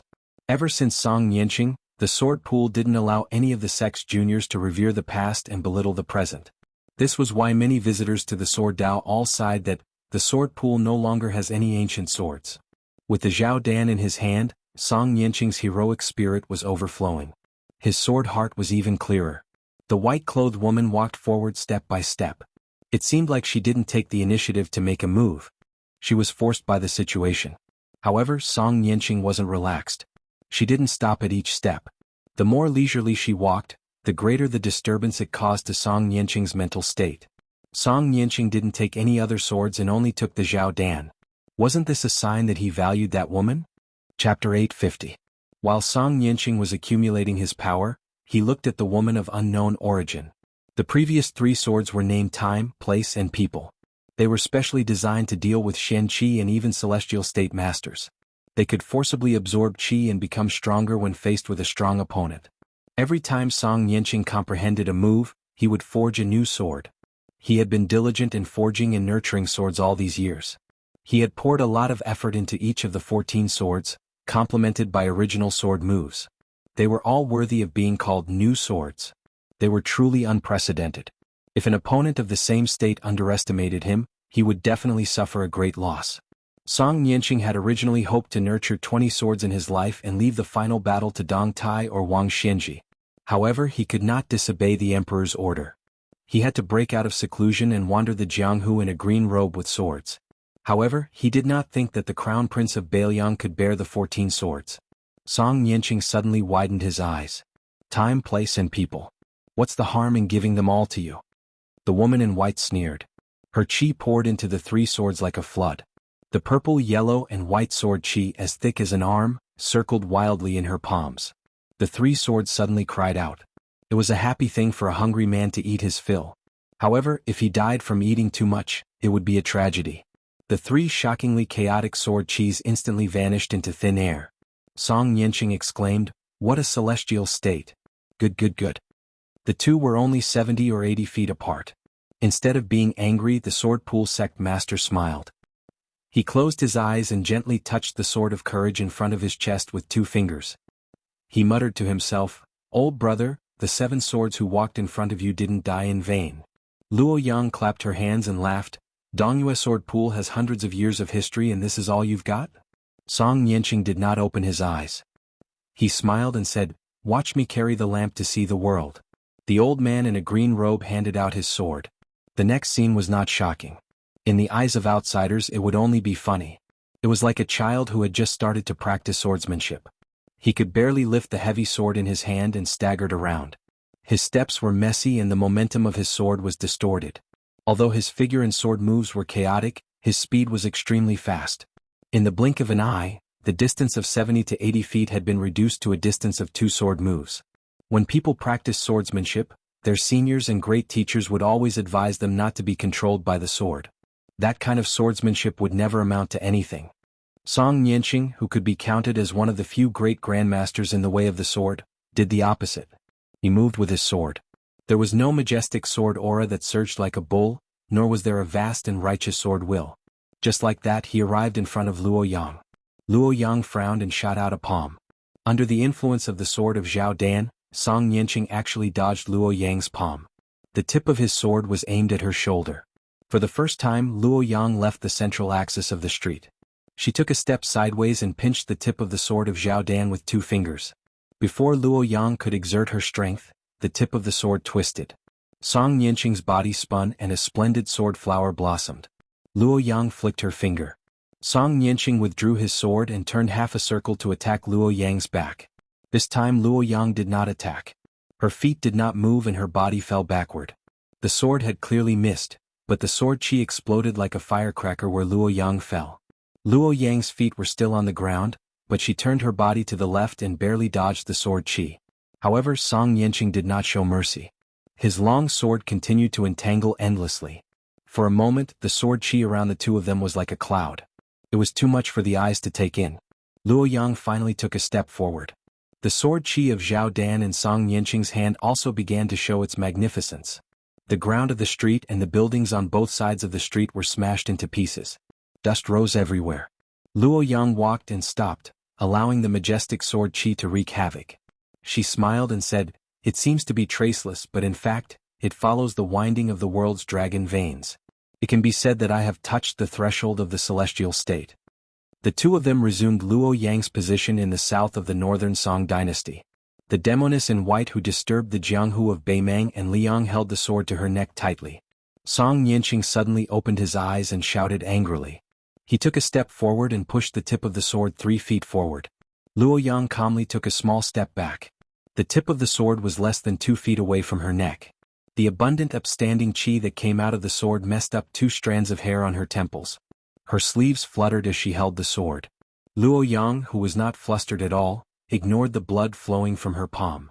She looked straight at Song Yanqing and said with a smile, "Where did you get so many celestial state fingers? Get out." Luo Yang held the sword edge tightly and pushed it back. Song Yanqing, who refused to give up the sword, was hit in the heart by the sword hilt. Luo Yang seemed to be angry at his indiscretion and kicked the old man in green in the chest. The cloth shoes were worn thin by the ground. Song Yanqing, whose feet were off the ground, was almost at the same level with the sword. He pushed the tip of the sword 2 feet away from the woman in white's neck. "I gave you an inch and you wanted a mile." Luo Yang actually moved the tip of the sword 1 foot closer to her neck. She sneered and then slapped down with her palm. She directly broke the long sword with her palm. Since the sword was broken, Song Yanqing had to retreat. Luo Yang did not bother to beat a drowning dog. She casually threw away the broken sword and let Song Yanqing rush back to the old horse with the sword. Song Yanqing was hit in the heart by the sword hilt and kicked. Blood oozed from the corner of his mouth. He tried to calm down. The old man's face was full of disbelief. If he was fighting against Wang Xinji, the #1 in the world, he would be in such a sorry state. But how could an unknown young woman in Jianghu be so domineering? Or was it because he was too ignorant? What the woman in white said next really made Song Yanqing flustered and exasperated. As an old man who occupied a place in the sword world, no matter how good he was at maintaining his composure, he could not stay calm. "I'll teach you how to use the sword." Chapter 851. On the second floor of the restaurant, Luo Yang added fuel to the fire of the sword chi that was connected to the sword. The sword chi instantly surged, startling Su Fengyan. He hurriedly manipulated the 8 swords to form a lightning pool to defend himself. The sword chi and the sword chi seemed to be fighting against each other.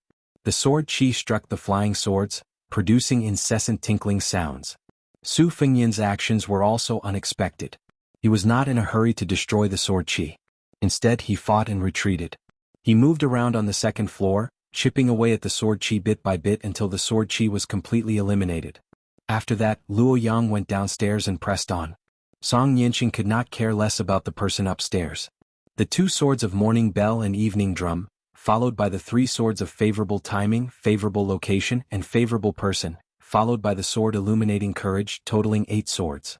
They were all worthy of being called new swords. Especially the 3 swords that stole the celestial phenomenon realm and the sword Illuminating Courage that followed. They were all eye-opening to Su Fengyan. Putting aside the unconventional flying swordsmanship, Su Fengyan's swordsmanship could barely be considered to have reached a higher level. However, he had a good eye.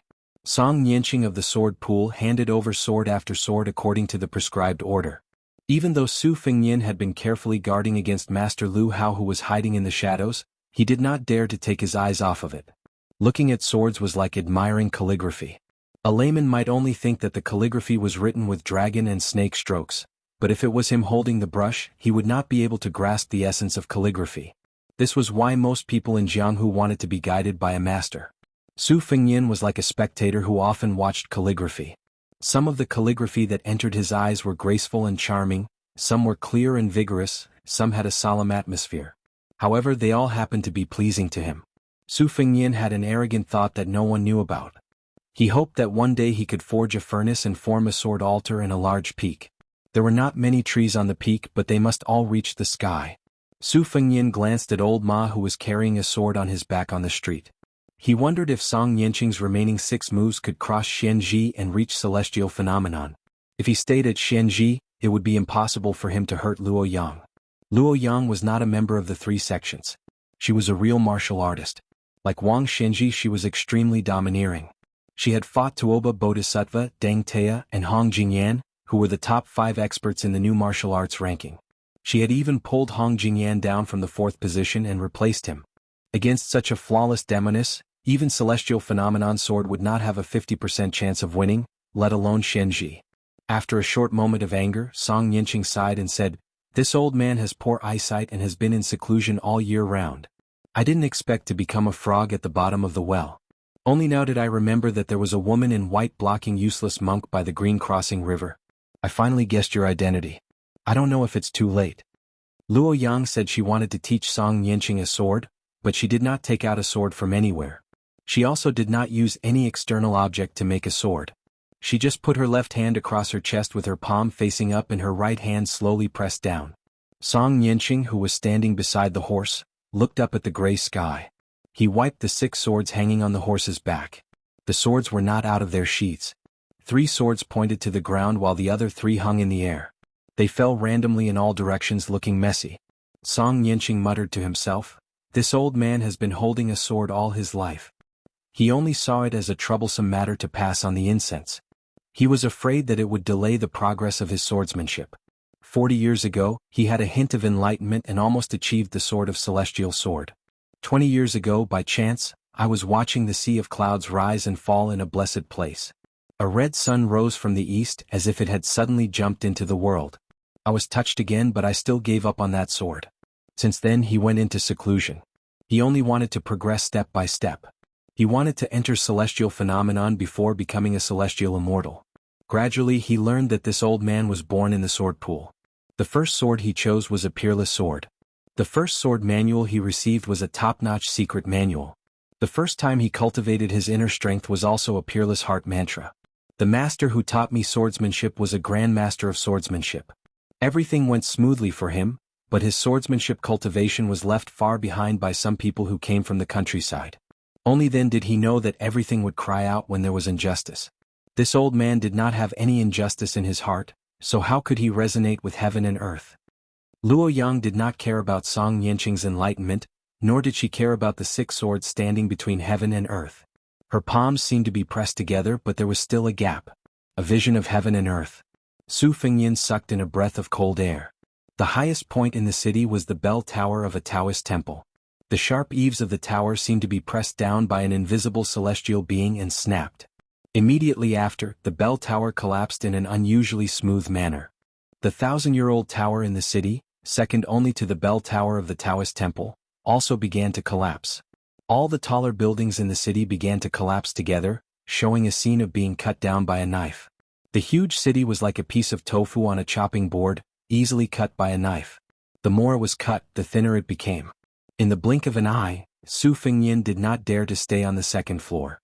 He floated to the ground, only to hear the ear-piercing noise of thousands of kilograms of gravity crushing wood and stone. Su Fengyin gently stamped his foot and then laughed bitterly. Not only was the heavens moving down, but the ground was also restless. It was like a great Buddha overlooking heaven and earth with its palms pressed together. There was nowhere to hide. Heaven and earth were in harmony, leaving only a line. This line was Luo Yang's sword. Song Yanqing's expression was grave. The 3 swords in the air pierced upwards, while the 3 swords on the ground penetrated downwards. Clearly, he was doing his best to assume a mighty posture of indomitable spirit. This line between heaven and earth was still 3 zhang high. Needless to say, the high walls of the city had long been completely destroyed. The elite cavalry that had been transferred from outside the city to clear out the city had really hit the mark by a stroke of luck. If not for their foresight, under the might of Luo Yang's mighty sword, the nearly 10,000 corpses would have been nailed to the ground. The more the situation was settled, the more Su Fengyin did not forget that Lu Haosher, Murong Longshui, and Spiderweb Moth were still hidden in the city. Murong Longshui and the old man were indeed in the city, and they were not far from here. They were 3 streets away. Murong Longshui was sitting on the wall of a low alley. He had gotten a pot of wine from somewhere and was sitting cross-legged on it.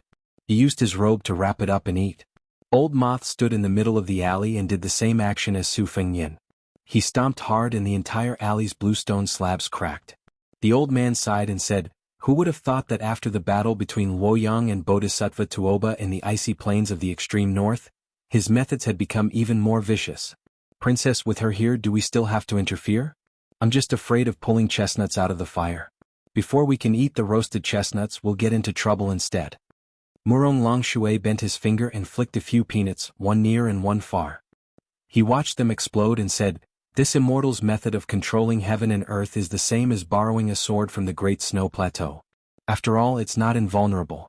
Sword, immortal swords are invincible. You and I are destined to be discovered, but it's not impossible to fight for a chance of survival. Right now, I'm just afraid that the guard dog of the Zhao family in Great Peace City will act shamelessly and insist on waiting for Luo Yang to deal with us before making a move. But then it'll be even harder for him to kill Su Fengyin. It'll depend on Lu Haosher's decision. Presumably, Su Fengyin's head should be worth more than the 2 of us combined. Besides, I heard that this old man has a personal grudge with the Bailiang. In short, let's watch from afar. Luo Yang's temperament is unpredictable. If we annoy her, I don't want to die in Liyang." Murong Longshui landed softly in the alley. Old Moth had already left quickly. The tall and strong Junju glanced at Old Moth's hurried back and smiled. On the street, Song Yinqing's 3 swords in the air started to fall, the 3 swords in the ground started to rise. All 6 swords trembled and wavered. Song Yinqing closed his eyes and focused. A person had 7 orifices. Every time a sword broke, the sword master, Song Yinqing, would bleed from one orifice. When all 6 swords were broken, Song Yinqing's eyes, ears and arms were bleeding profusely. The miserable state of this great swordsman was truly frightening. But Song Yinqing's expression was still calm. Since only 6 of his 7 orifices were bleeding, it meant that other than the 14 swords on horseback on the surface, the number 1 of the sword pool, Song Yinqing, most likely had another sword hidden. When Song Yinqing finally spoke and attacked, Su Fengyin, who was most likely leaving behind his last words, had only guessed half right. The Junju and Old Moth were in the city, but Lu Haosher was not hiding in the city. 10 li away from the city. An old man with an old-fashioned face stood where he was. When Luo Yang's hands began to close the sky and the earth, he began to move his feet extremely slowly. The first step was not even half of an ordinary person's step. The second step was slightly faster, no different from an ordinary person's. The third step was the distance of an ordinary person's 2 steps. And so on and so forth. The sky and the earth were like thunder rushing towards the city. Chapter 852. Xinjiafang was one of the best villas in Tianyuan.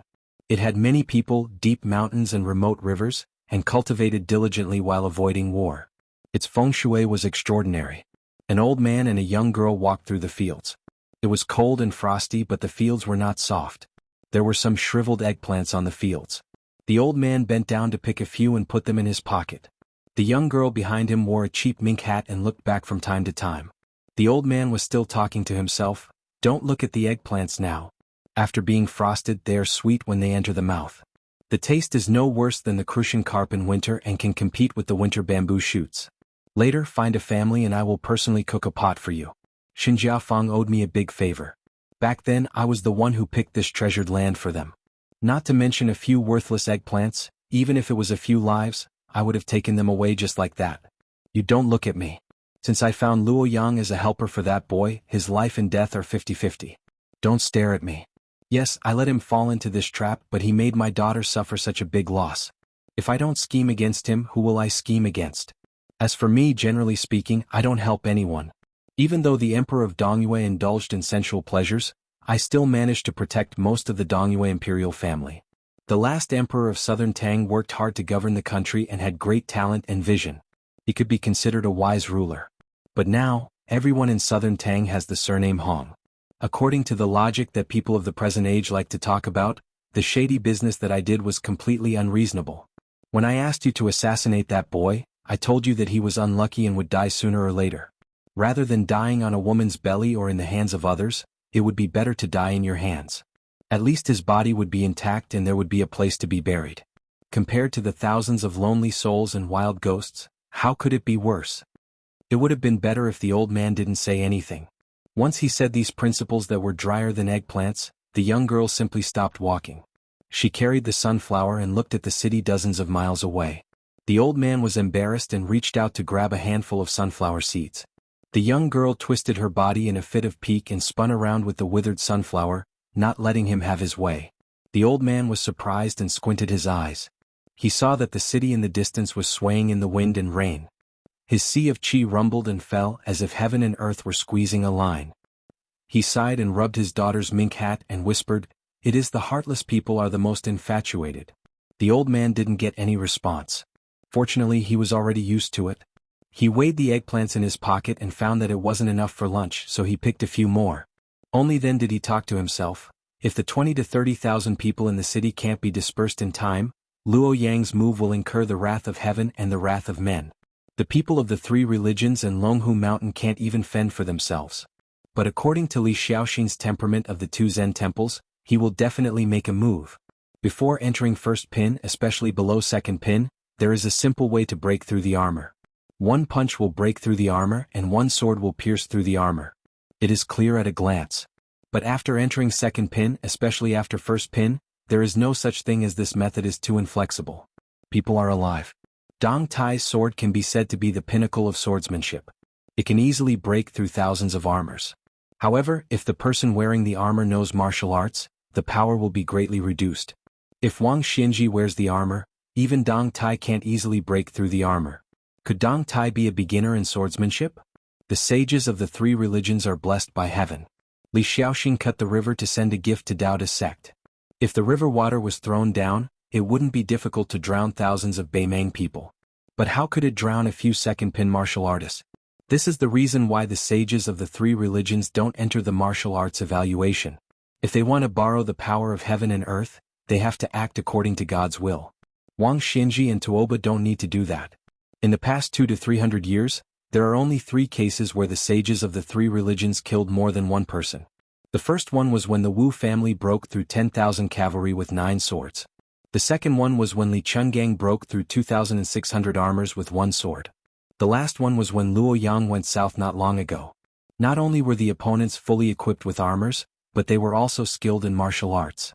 Especially the latter two, after reaching the celestial state, even if it wasn't as obvious as the sages of the three religions, they would more or less be influenced by fate. Sometimes, killing a nameless pawn would cause more trouble than killing a general. Zhao Go took the lead to send the elite cavalry to drive away the people in the city. This is mostly the idea of Master Lu Hao. An old man who doesn't die is a thief, and a thief is a coward. Master Lu Hao is afraid that Luo Yang will be unscrupulous when she attacks. When the purple thunder strikes, even if Luo Yang bears 70 to 80% of the damage, he will be affected by it. However, he has stayed in the celestial state for too long and is suspected of being a follower of the emperor, so he will still be punished. You should know that the saying that those who don't know are not guilty is most suitable for those in the celestial state. The people of the three religions, because they know too many secrets of heaven that they can't reveal, have their hands tied. Luo Yang's time in the celestial state is relatively short, and she is not a member of the three religions, so she can do whatever she wants. The girl squatted on the ground and silently kneaded the mud. Huang Longshi, who occupied the top 3 ranks of spring and autumn, exhaled a mouthful of fog and said softly, "Those who don't know me ask what I want. Who knows who I am? Sun Ping knows the half-tongue of Great Peace City, but we have different ideals and paths. Li Yishan, the poison warrior of Bailiang, knows, but 2 tigers cannot live on one mountain. There is no place for him in Liyang. Nalin Yusi also knows, but he is born the opposite of me. The scholar rules the country, the scholar rules the world, and the scholar brings disaster to the country. These 3 people each have their own desires, and I'm afraid this is the last bright time for the strategists. In the future, we won't be able to see such a scene of our generation of scholars turning the world upside down. In the future, the scholars are all actors in the imperial family." The old man with a full bag of eggplants smiled and said, "The backbones of the scholars of spring and autumn are crooked. I want to straighten them out. The martial artists of spring and autumn use their power to restrict, I want to destroy thousands of secret manuals, put reins on them and turn wild dogs into domestic dogs. I want to teach the world in the next few hundred years, there won't be any Jianghu green-robed men wielding swords, there won't be any Earth Immortal dynasty traveling to the North Sea and sunset at Jianghu, and there won't be any Taoist ascending to the heavenly gate on a crane. The girl Jianghu laughed. Huang Longshi suddenly laughed self-mockingly. In the past, Li Xiaoxin scolded me for thinking that I was righteous even when I farted. He scolded me well. The girl's stomach rumbled with hunger. The old man laughed and took her to the village. The Shen family did not know Huang Longshi's true identity and only thought that he was a mysterious celestial alchemist. In the past, Huang Longshi had pointed out the right path, allowing the Shen family of southern Tang to escape a disaster and leave behind this bloodline. Even the genealogy of the family's lifeblood was written by Huang Longshi himself. When the elders of the imperial family in the village heard that their benefactor had come to visit, they insisted on setting up a feast. However, Huang Longshi did not agree and only borrowed a kitchen and a jar of wine to be alone with his daughter, Jianghu. The old man personally cooked and fried a carp and a plate of eggplants. The old man did not eat much and only drank a few cups of wine before he became drunk. The room was dim and the candlelight swayed. The old man rested his head on the table with drowsy eyes. When he closed his eyes, his tears were faintly discernible. He murmured softly, "A 1,000 years of affairs with banana deer, I dream of butterfly dreaming of me?" Chapter 853. The little girl took off her warm mink hat and gently put it on the old man's head. She rested her chin on the table and looked at the sleeping old man, lost in thought. In the city, both sides were in high spirits. The world only left a line to form a sword. Luo Yang, the world's #1 devil, performed an unprecedented sword move in the celestial state. Song Yanqing's ears, eyes, nose were bleeding, but he kept his mouth shut. In the city, the broken swords were still intact. Under the support of the round sword embryo, 6 sword chi as thick as an adult man's thigh stood between heaven and earth. There was a faint sound of bells and drums, melodious and surging. The line between heaven and earth was like grinding a millstone, and the gap was only the height of a person. Sand and pebbles were flying in the dark, but it still couldn't destroy the 6 sword embryos on the spot. This time, the master of sword pool, who didn't put on airs, only changed into a new pair of plain green cloth shoes. At this time, the soles of the shoes made of many layers of white cloth were mostly worn out, which made Song Yanqing feel a little regretful. In this life he focused on the sword Dao and never had any romantic feelings. He didn't know why he and the woman who married into sword pool had stopped at treating each other with respect. But for some reason, in the face of a great enemy and on the line of life and death, he remembered the night when he lifted her veil and her shy face under the candlelight. After so many years, he didn't know when she slowly became a frost-haired old woman, nor did he know when she made this pair of shoes herself. When they parted and took over the luggage that he regarded as a burden, he only thought it was natural for a woman to take care of the family. Now he realized how good it would have been if he took over the luggage, called her nickname and thanked her. Song Yanqing remembered many things in the past. When he was in the prime of his life, he carried 12 swords and went to the martial emperor city in high spirits to challenge the world's #1. When he left home, she didn't say much. She just smiled and helped him tidy his clothes carefully. She walked him to the door and stood there alone, not waiting for him to turn back. Later, when Song Yanqing returned home, he passed by her with a cold face. She wanted to say something but stopped. She just squeezed out a clean smile without any grievance. In the past, Song Yanqing had always been indifferent, so it was inevitable that he would feel a little gloomy. Why had he found such a dull and boring woman? How was she worthy of his sword? This fatal absent-mindedness should have caused Song Yanqing's accumulation of power to be thwarted. Unexpectedly, in that moment of absent-mindedness for the first time in his life, he felt guilty. Song Yanqing only felt that his sword heart was as clear as glass in that instant. Outside the city, there were originally more than 100 sword pool swordsmen carrying huge sword sheaths on their backs. Before Luo Yang made her move, they had already begun to gallop around the city. Wherever they passed, flying swords would fly out of their sheaths and float in the air outside the city walls, stopping and not falling. Outside the city, there were already nearly 1,000 swords hanging in the air. The sword formation was majestic, the sword momentum vast and mighty. But the swordsmen of Sword Pool who had reined in their horses looked at each other in dismay. Because the swords hanging outside the wall had all fallen to the ground at the same time. Without the guidance of the Qi, the sect master seemed to have given up on the idea of using the sword formation. But this sword formation should be the sect master Song Yanqing's hidden 14th sword. With the sect master's temperament, it was impossible for him to choose to wait for death in the face of a strong enemy. Since the sect master had always regarded Wang Xianji, the martial emperor, as the last opponent in his life, even if he encountered a rare strong opponent in the city, he would not end up like this. For a moment, the swordsmen who had stopped were at a loss and felt a strong sense of crisis. But when the swordsmen of Sword Pool successively perceived the increasing strong sword intent in the city according to their realm, they were pleasantly surprised. Song Yanqing lowered his head and took a deep look at his shoes. He smiled slightly, allowing the 6 wisps of sword chi to vanish in the millstone and the flying wood and rolling stones to hit his face. He gently stepped on the only intact street under his feet and heavily spat out a mouthful of turbid air. Finally, he could not suppress the blood surging in his throat and spat it out in front of him. Soon it was covered by dust and disappeared. Song Yanqing said softly, "It's time to go to Jianghu for you." Song Yanqing stepped on the ground and began to run wildly. The last sword was also the last time he went to Jianghu. Song Yanqing himself was the sword. Song Yanqing's sword collided with Luo Yang's sword. Song Yanqing's clothes and skin seemed to have been cut into pieces and began to turn into a bloody mess. But this Sword Dao Grandmaster did not feel it at all. He laughed heartily and flashed across a green rainbow. He gave up the mighty sword formation of 1,000 swords in exchange for a sword Immortal's sword that seemed inexplicable to others. This sword could be said to be invincible in the world. It tore apart Luo Yang's heaven and earth. The world was dark and cloudy. Song Yanqing's sword chi was like a painting of an immortal riding a dragon. Song Yanqing himself could not be seen. Only the sword chi, lightning, clouds and rain could be seen. Luo Yang, who did not expect Song Yanqing to have such a sword, held her breath and concentrated. Her chi circulated 800 miles in an instant. The 3 mystical powers of the Vajra finger and the mysterious celestial phenomenon fused together. It was obvious that she wanted to prove that Song Yanqing's fatal sword could not seriously injure her. In fact, when the two were still several feet apart, Song Yanqing was already on the verge of death. But the sword chi was still growing and majestic even when he was on the verge of death. Luo Yang pushed out with both hands. Her sleeves were torn and her hair fluttered in the wind.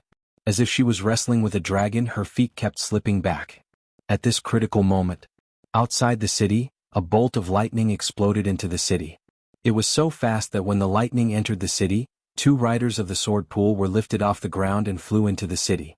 The lightning broke through the wall, but the 2 swordsmen and their horses crashed into the wall that was as tall as a person.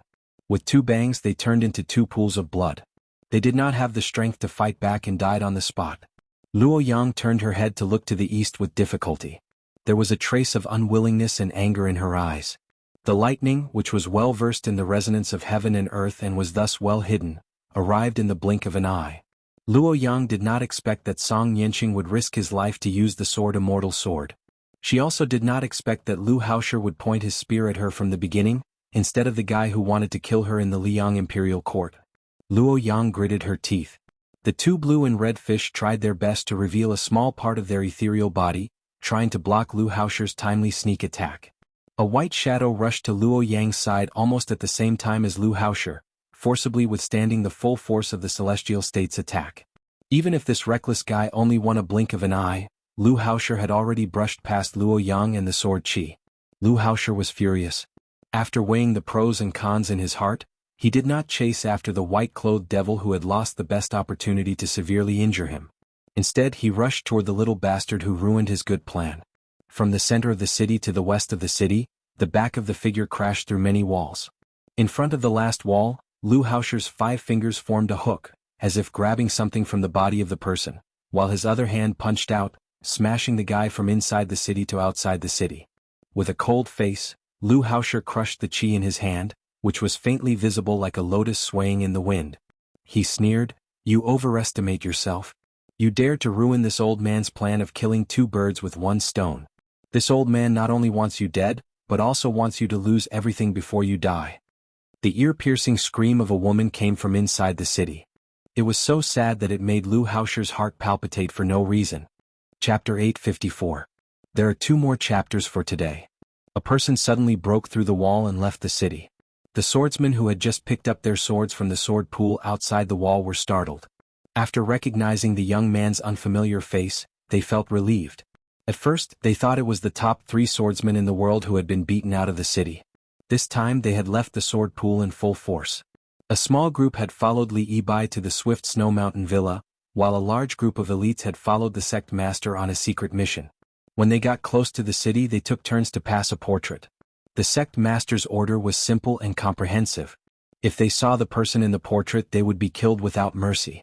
The nearby swordsmen on horseback also quickly gathered around. As the sword sect's unique sword-flicking mystic skill sounded, more and more swordsmen rushed over. The person in the portrait seemed to be seriously injured. After struggling for a while, he still could not stand up and sat on the ground. His face was haggard and his complexion was obscure. It was obvious that he had fallen into a miserable state where his soul, essence, chi and spirit were violently fluctuating. He did not pay attention to the swordsman of Sword Pool who had shrunk the encirclement. He clenched his fists and stared at the old man in embroidered clothes on the other side of the hole in the city wall. He had lived a comfortable life in the most virtuous city in the world all year round and held a high position. The old man's aura was strong. The difference between the aura inside and outside the city was obvious. In the dim light, Master Lu Hao, who was not inferior to the young man in the north, slowly walked out, making the people of Sword Pool feel suffocated. Only a few people with the best cultivation of swordsmanship managed to stop their mounts from retreating. Most of the swordsmen involuntarily followed their horses and retreated. Master Lu Hao sneered in his heart. This kid had been shrewd and sneaky for more than 20 years. He even managed to leave the Great Peace City alive.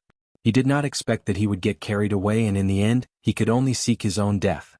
If he had not blocked the side of the female devil, Master Lu Hao could have cooperated with Song Yanqing's Earth Immortal sword and seriously injured the new leader of Zhulu Mountain.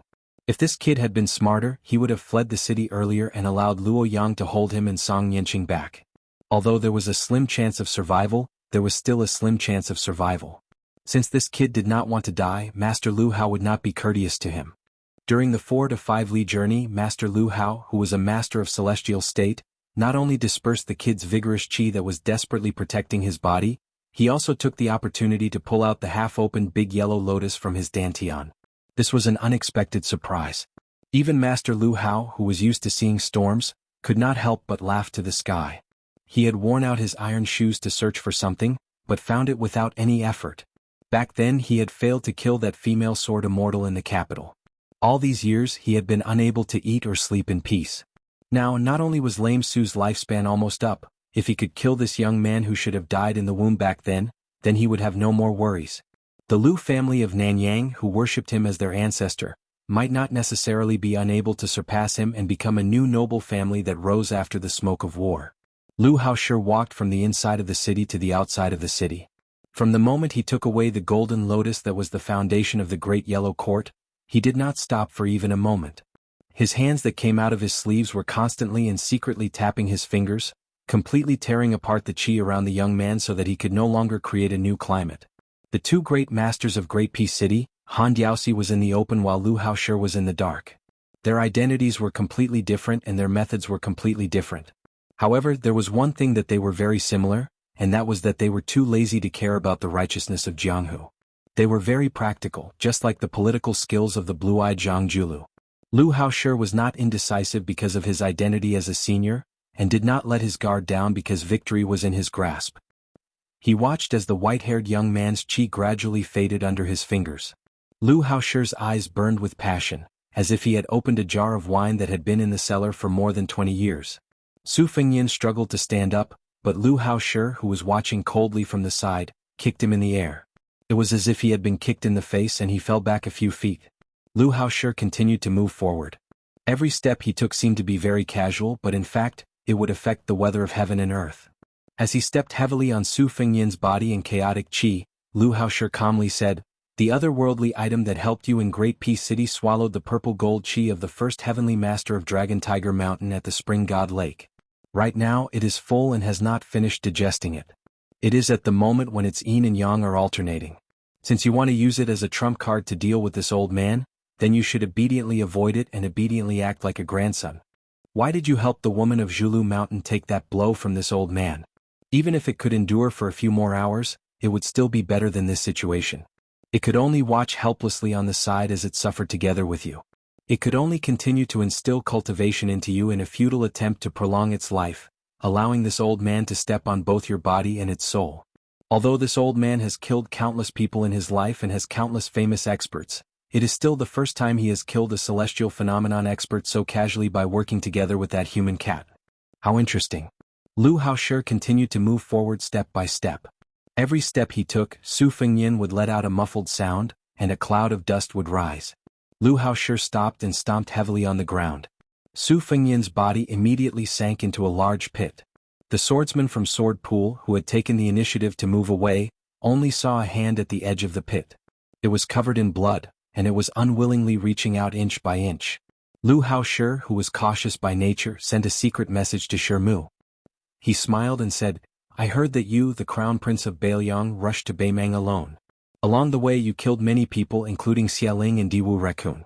When you returned to Liang during the assassination at Iron Gate, which affected the situation in the capital, even Yang Taisui was killed by you.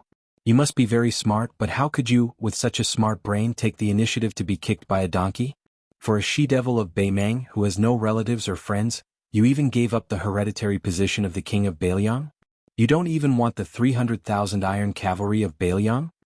Lu Haoshi twisted the tip of his foot, and blood splashed out of the hand that reached out of the pit. The old celestial phenomenon expert sneered and asked the third question in a sinister tone, "You don't even want to avenge your mother?" Chapter 855. Su Fengyan could almost only hear the sound of his own heavy breathing. Lu Haoshi's 3 questions caused his eardrums to vibrate, and it was as if a bell was ringing in his heart. Su Fengyan did not dare to cut off the telepathic connection with the red-robed otherworldly item. It was not because he was afraid of death, but because he was afraid that Su Ying would be stubborn and die before him. After breaking the wall and falling to the ground, he had a hidden thought. He hoped to use the opportunity to temper the purple-gold fate in Su Ying's body. Not only could he stall for time, but he could also let Su Ying recover her realm in advance. Unexpectedly, Master Lu Hao was a cunning old fox. Every step he took was full of mysteries. He only hurt Su Ying's skin but not her skin. He was indeed the old tortoise who had been hiding for the longest time in the celestial state. Su Fengyan turned over and lay flat in the pit. He forcibly cut off his connection with Su Ying's spirit and looked at the gray sky. His vision was blurry. Ever since he picked up the saber again, as long as he was determined to achieve something, he would advance step by step. He was afraid of death, so he did everything he could to cultivate the saber and nurture the sword. After reaching the first rank of Vajra, he obtained the Great Vajra Pseudo-Finger Mystery, and used all his fate to enter Pseudo-Celestial State. He stumbled his way up and fell again and again. There were gains and losses, and he did not even have the time to be complacent. Now that he suddenly looked back, he realized that he had achieved many feats that he did not even dare to imagine before he started practicing the saber. Su Fengyan slowly closed his eyes and thought of something Su Xiao said. No one deserved to die from the beginning and no one could not die. Su Fengyan's mind suddenly flashed with a picture of the spring god lake that he desperately wanted to remember but could not. Su Fengyan, whose consciousness was blurred, was instantly immersed in it as if he was in the picture. It was a boundless autumn with golden wheat as far as the eye could see, and a gentle breeze blew. On a small path there was a woman walking in front. She stretched out her slender hand and gently brushed the wheat, leaving an unforgettable back view. Su Fengyan's body somehow had a lofty feeling that the great Qin kingdom was destined to last forever. Su Fengyan looked down and held a heavy wheat in his hand. He suddenly raised his head, and the woman happened to turn her head. Just as he was about to see her face, the picture suddenly shattered and everything disappeared with the wind. He reached out to grab her, but the harder he tried, the more he failed. He only heard 2 words with a strange accent and yet contradictory as if he had heard them thousands of times. Huang Longshi, who was clearly dead drunk, slowly opened his eyes.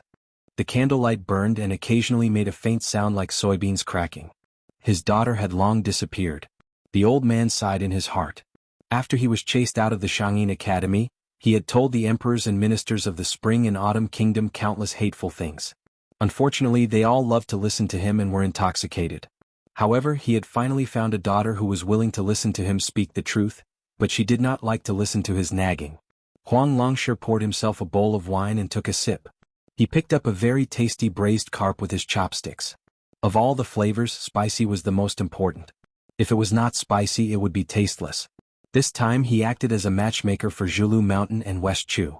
He acted as the middleman. Chao Chongqing was the guest of Zhulu Mountain, while Zhulu Mountain provided money and manpower for the restoration of West Chu.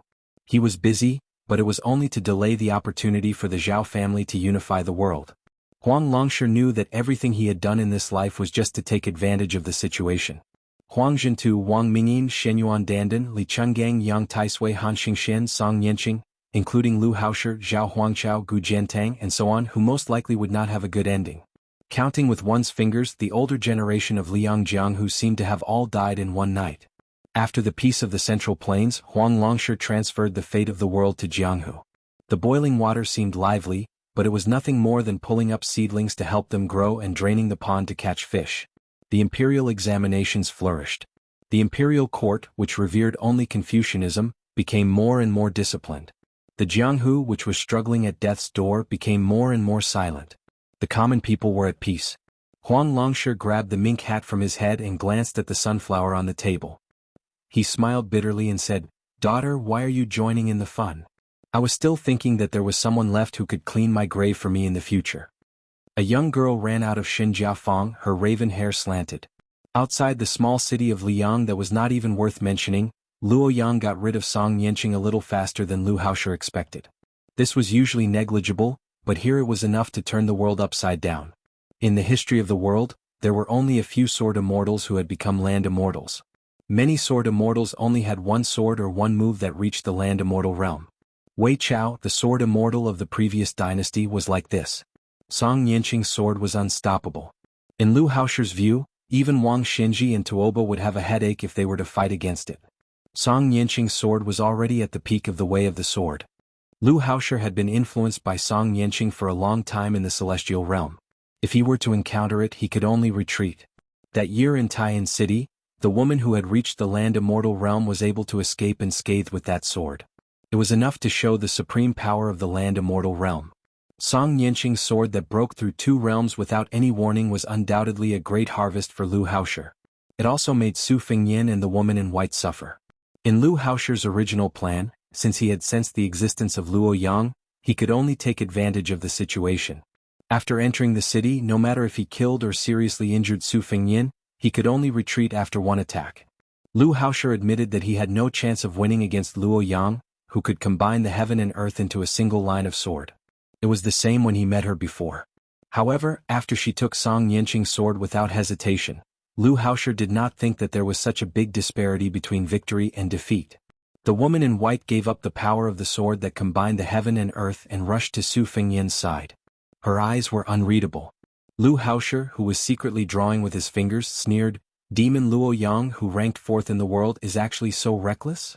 Luo Yang, who had her back to Lu Haoshi, did not say anything. On the wall, a bright vermilion robe finally appeared. The otherworldly item held its head with its 5 arms and grabbed both sides of its face. Its sharp nails drew blood, and it was in so much pain that it could not make a sound. In the city, Song Yanqing, whose body was badly mutilated, staggered and sat on the ground. He reached out his trembling hands and struggled to take off his severely damaged cloth shoes. He gently held them in his arms and died in Jianghu. The black carp that Luo Yang relied on for survival had already dissipated in the sword energy in the city. Another red carp with long whiskers, which was also taken from Emperor Qin's mausoleum, appeared out of thin air. Luo Yang broke all of the dragon whiskers, and the dragon whiskers quickly merged into the blood vessels in her palm. Lu Haoshi suddenly shook his sleeves.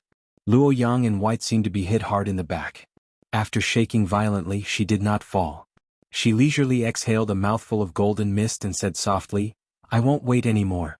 What you gave me 800 years ago, I will return it to you today. From now on, there will be no Qin empresses or Luo Yang in this world. What will happen to you and her in the future?" Luo Yang bit her thin lips and stopped talking. She let Lu Haoshi's qi hit her back again and again. She exhaled the rich cultivation that she had accumulated for hundreds of years, which turned into a cloud of golden mist and filled Su Fengyin's body. Lu Haoshi's face changed dramatically. Without hesitation he began to retreat. Su Fengyin slowly stood up. His eyes were golden, and he stretched his body as if he was showing off to the world. Then, he quietly looked at the woman in white in front of him and said in a mellow voice, "Luo Yang?" The woman's figure gradually swayed and began to dissipate in the wind. Tears streamed down her face, but she bent down with a smile and pulled back her sleeves. It was just like the first time they met 800 years ago, when he had yet to proclaim himself emperor, when she was in the fields and had yet to enter the palace. Using a delicate voice that the devil Woyang would never utter, she softly called out, "Your Majesty." Chapter 856. In Xiangfan City, there was a graceful woman wrapped in silver like a fur coat. It was hard to imagine that 20 years ago it was a ghost city filled with a gloomy aura. She looked like a widow from a poor family who married into a rich family and suddenly changed her appearance. There was no trace of poverty, only the splendor of jewelry. A carriage slowly moved through a quiet and deep narrow alley. The horse's hooves clattered against the limestone floor, creating a series of crisp sounds. The coachman was a beautiful woman. She was called Apricot Flower in the Prince of Jing'an's estate. Everyone knew that she was young Master Lu's personal maidservant. As that blind young Master Lu's position in Xiangfan became more and more stable, her status also rose along with it. Even the head steward of the Prince of Jing'an's estate had to squeeze out a smile when he saw her. He was afraid that she might blow a pillow wind at young Master Lu's side. As for whether she really had intimate relations with young Master Lu, only the heavens knew. Who in the Prince of Jing'an's estate didn't know that young Master Lu was the #1 favorite of the young vassal king? Xinghua, a man of sacrifice whose real name was Lu Lingbao, carefully pulled up the curtain.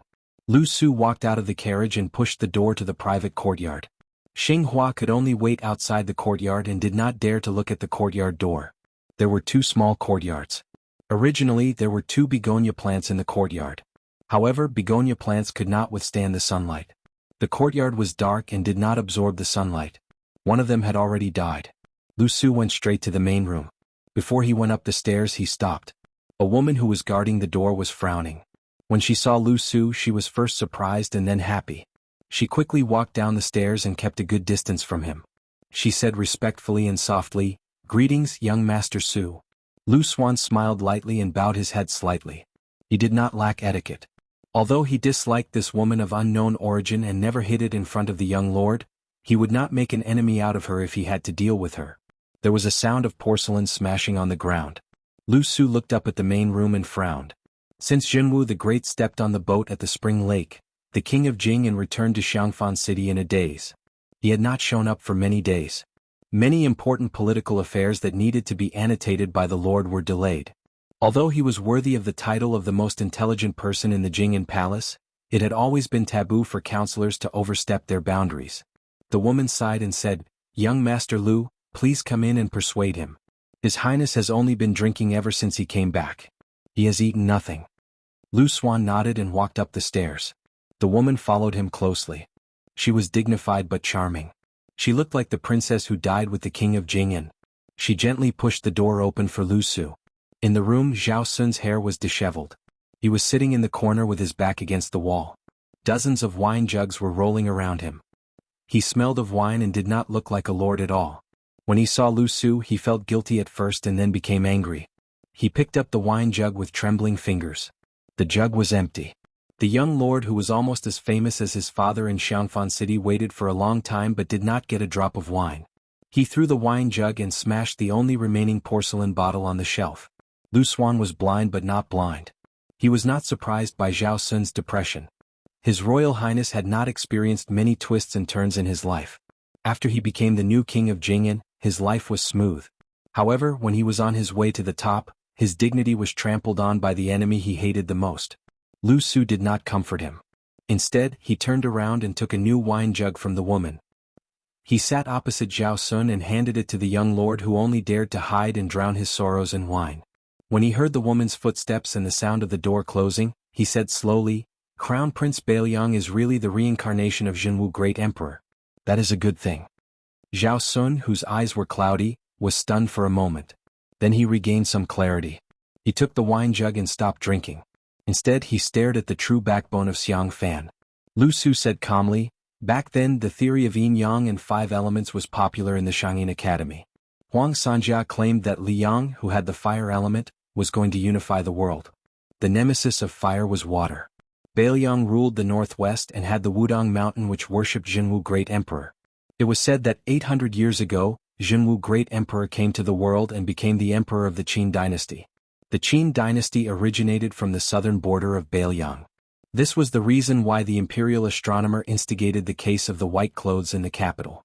For the emperor who did not care about the common people and ghosts, he would rather believe in the change of the dynasty and the change of the five elements than not. The old lord is the adopted son of Wang Xinji of the Emperor of War City. There was also the disturbance of Jianghu Great Emperor coming to the world at the Lake of Spring. I don't believe that the emperor can sit still.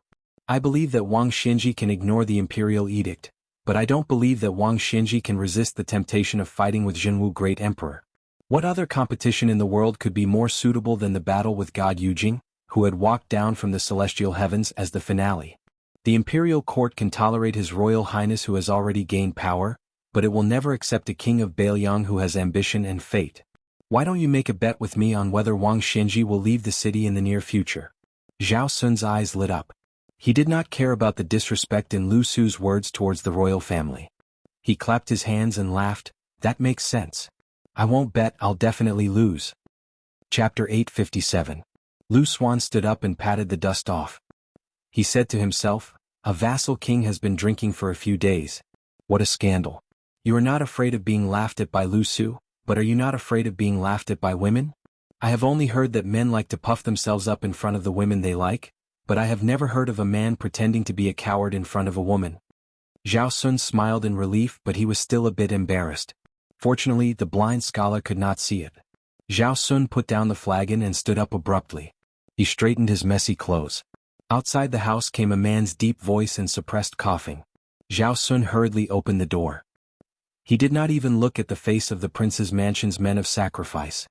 He directly took a section of the secret letter that was secretly delivered to Jing and Palace by a carrier pigeon. After opening it, his face turned red and his handsome face was so excited that it was twisted.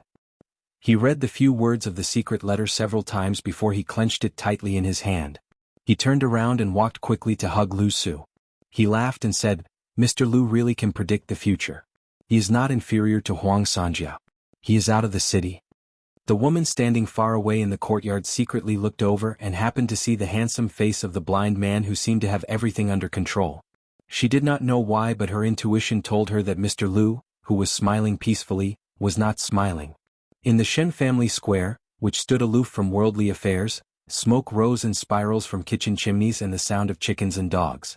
A Confucian in a green robe with white hair on his temples walked in. He looked elegant and graceful. When he was young, he must have been a handsome man who could make many women fall in love at first sight.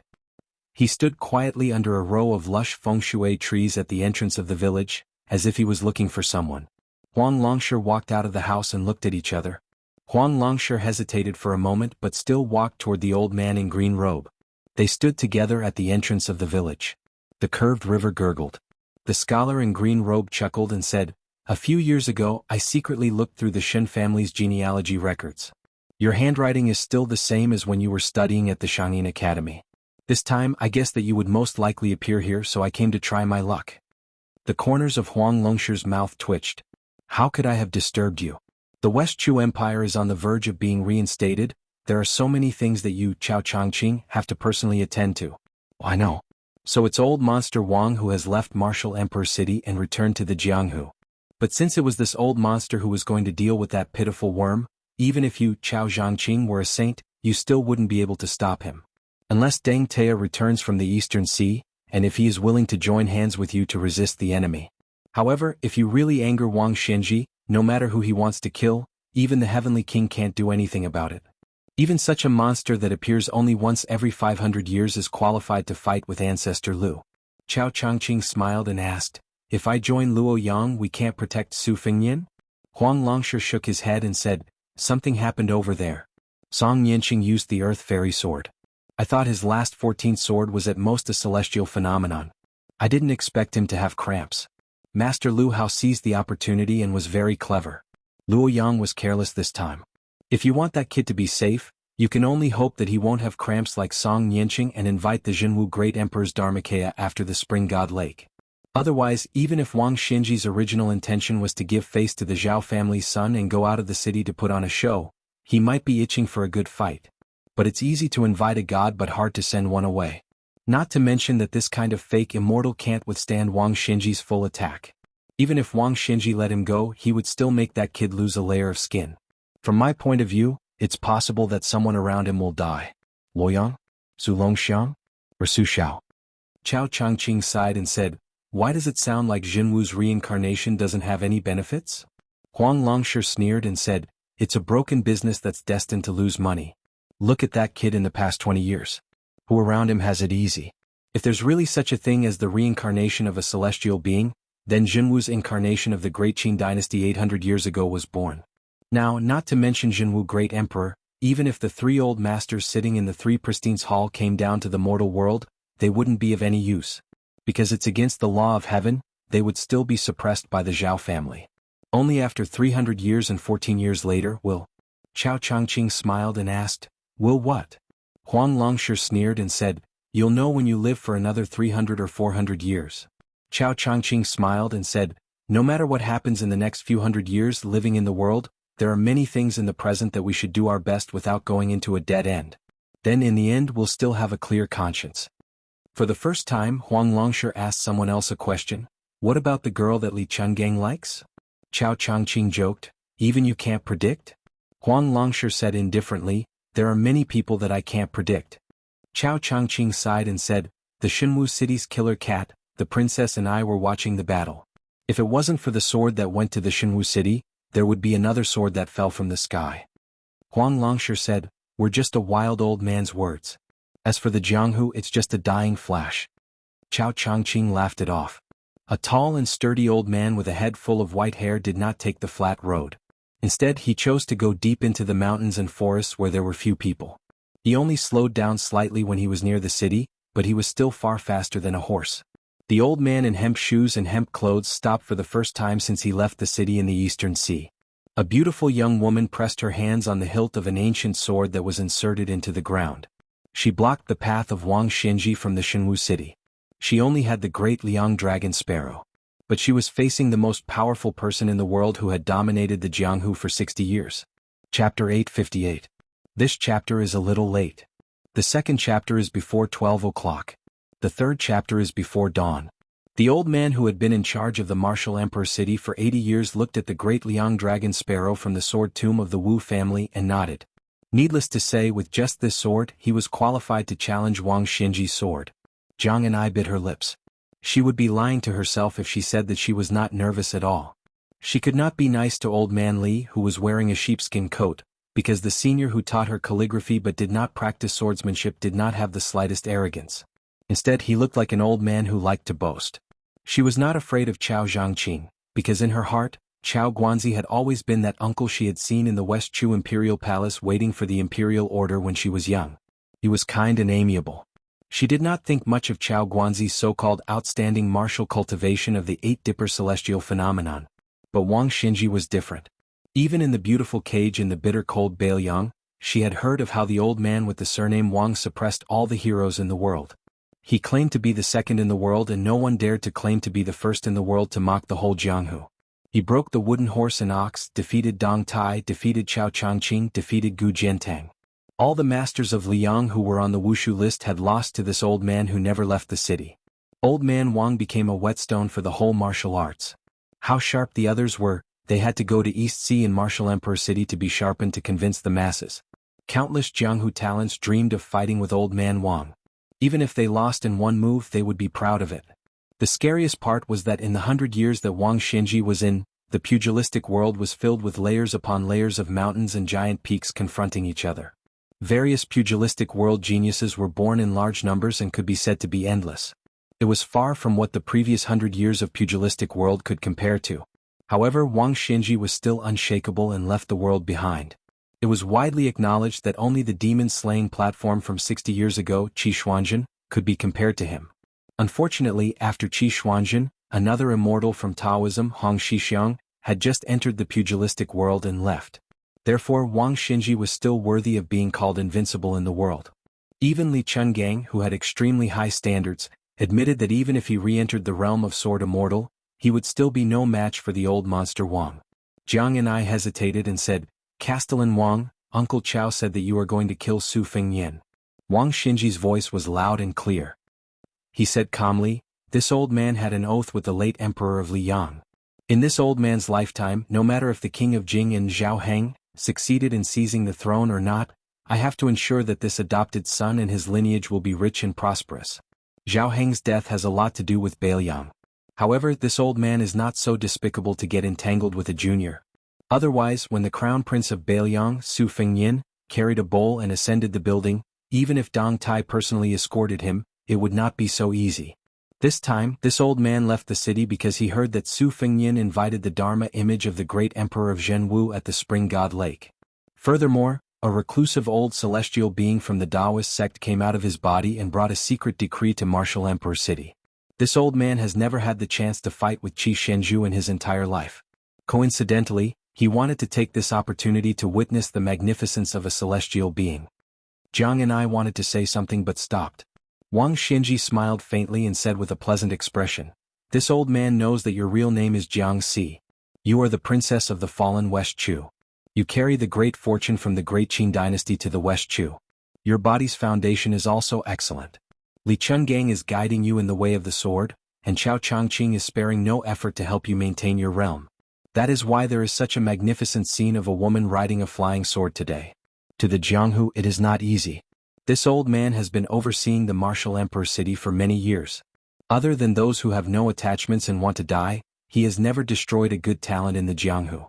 The reason why Chao Changqing dared to let you block the way alone is presumably because he is sure that this old man will not make things difficult for you. This old man might as well be frank. The reason why I, Wang Xinji, am able to achieve what I have today is largely because Li Chungang did not hesitate to ruin his reputation and allowed me to break his sword, the wooden horse and the ox. Furthermore, this old man entered the Jianghu because he was envious of Li Chunggang's famous sword. Jiangxi, since you are his disciple, this old man will not take the initiative to harm your life and destroy your realm. You can rest assured about this. However, how can this old man not see that your realm is unstable? Before you truly enter the land immortal realm, every time you use the earth immortal sword, it is a desperate move that will reduce your lifespan. Therefore this old man would like to advise you. Since you know that you can't stop me, don't easily fight because of your personal feelings.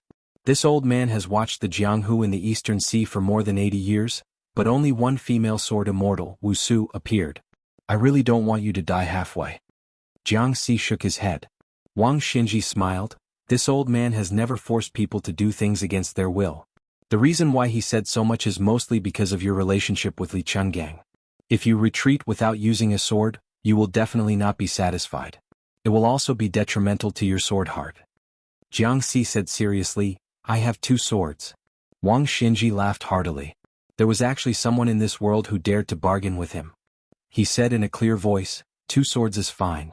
Let this old man see if the disciple of Li Chungang and Chao Zhangqing will disappoint with the addition of the great Liang Dragon Sparrow. Jiangxi said methodically, this year, Uncle Chao secretly took me to the Wu family sword tomb and Dongyue sword pool. I climbed up the Wu family sword mountain filled with famous swords and also saw the deep pool with hundreds of thousands of ancient swords. Wang Xinji was very experienced. After thinking for a while, he said, it is the superior sword way of seeing thousands of swords and then recognizing them. Chao Guanzi's spirit has always been rare. The sword way he taught you is naturally not ordinary. Jiangxi shook his head and said, at first, Uncle Chao had this intention. But I accidentally affected the qi in 2 places. Then I accidentally changed to a different sword way.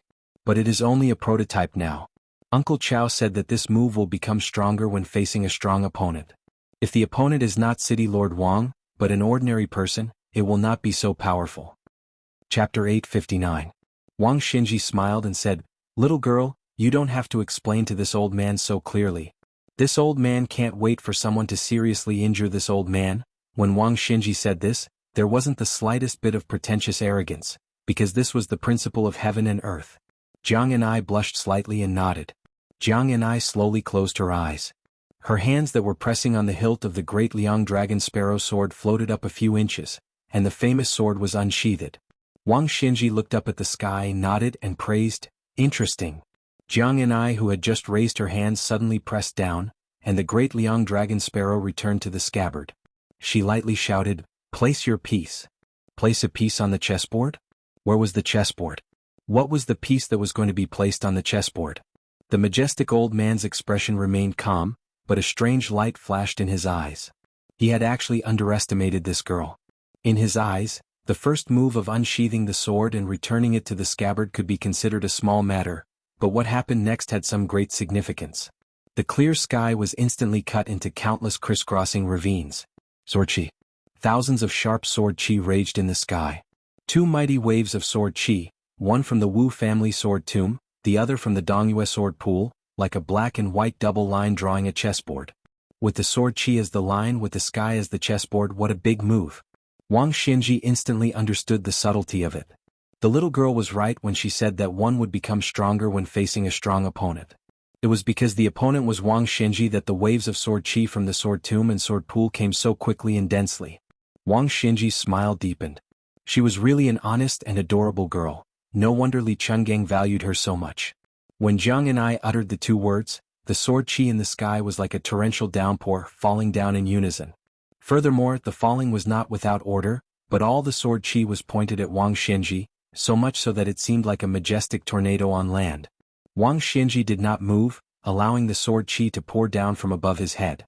However, the sword chi, without exception, was stirred up dozens of feet above his head. When the last sword chi dissipated, it was only 3 feet away from Wang Xinji's head. The old man in hemp shoes and hemp clothes did not move at all. Just like that, he withstood all the ancient sword chis that came from thousands of miles away with only the vigorous gang chi that flowed out of his body. Wang Xinji looked at the pale-faced young woman and said calmly, "Indeed, it is still in its infancy. This old man is looking forward to the scene of you attracting 2 real sword mountains like a swarm of locusts." Wang Xinji sighed in her heart. This woman actually had the aura of becoming the master of all the famous swords in the world. How many years had it been since he felt that the younger generation would surpass him? Wang Xinji said solemnly, "Jiangxi, this old man is very curious about your second sword." Su Fengyan's phoenix eyes, which were originally slightly feminine, turned into a strange golden color. His entire person seemed to have the aura of a monarch. He reached out his hand and grabbed Luo Yang, whose body and soul were unstable. He chuckled and said, "As long as I don't die and I don't let you go, where can you go?" 800 years ago, the necromancer who went to the sea to visit the immortals had already asked for an elixir of immortality. However, you secretly destroyed it. Do you think I don't know? I just don't want to argue with you. After saying that, Su Fengyan ignored the astonished Luo Yang. He turned his head and shook his head at the otherworldly item in the red robe on the wall. The otherworldly item instantly quieted down. Su Fengyan pressed his forehead with one hand and closed his eyes. Then he opened them again and cleared his mind. He smiled and said something contradictory, "I'm really me. Everything comes from the same origin. I can't escape from the fate of being alone. After the time it takes to burn an incense stick, will I still be me? Will you still be you?" He pulled Luo Yang, who was crying and laughing unknowingly, and carried her on his back.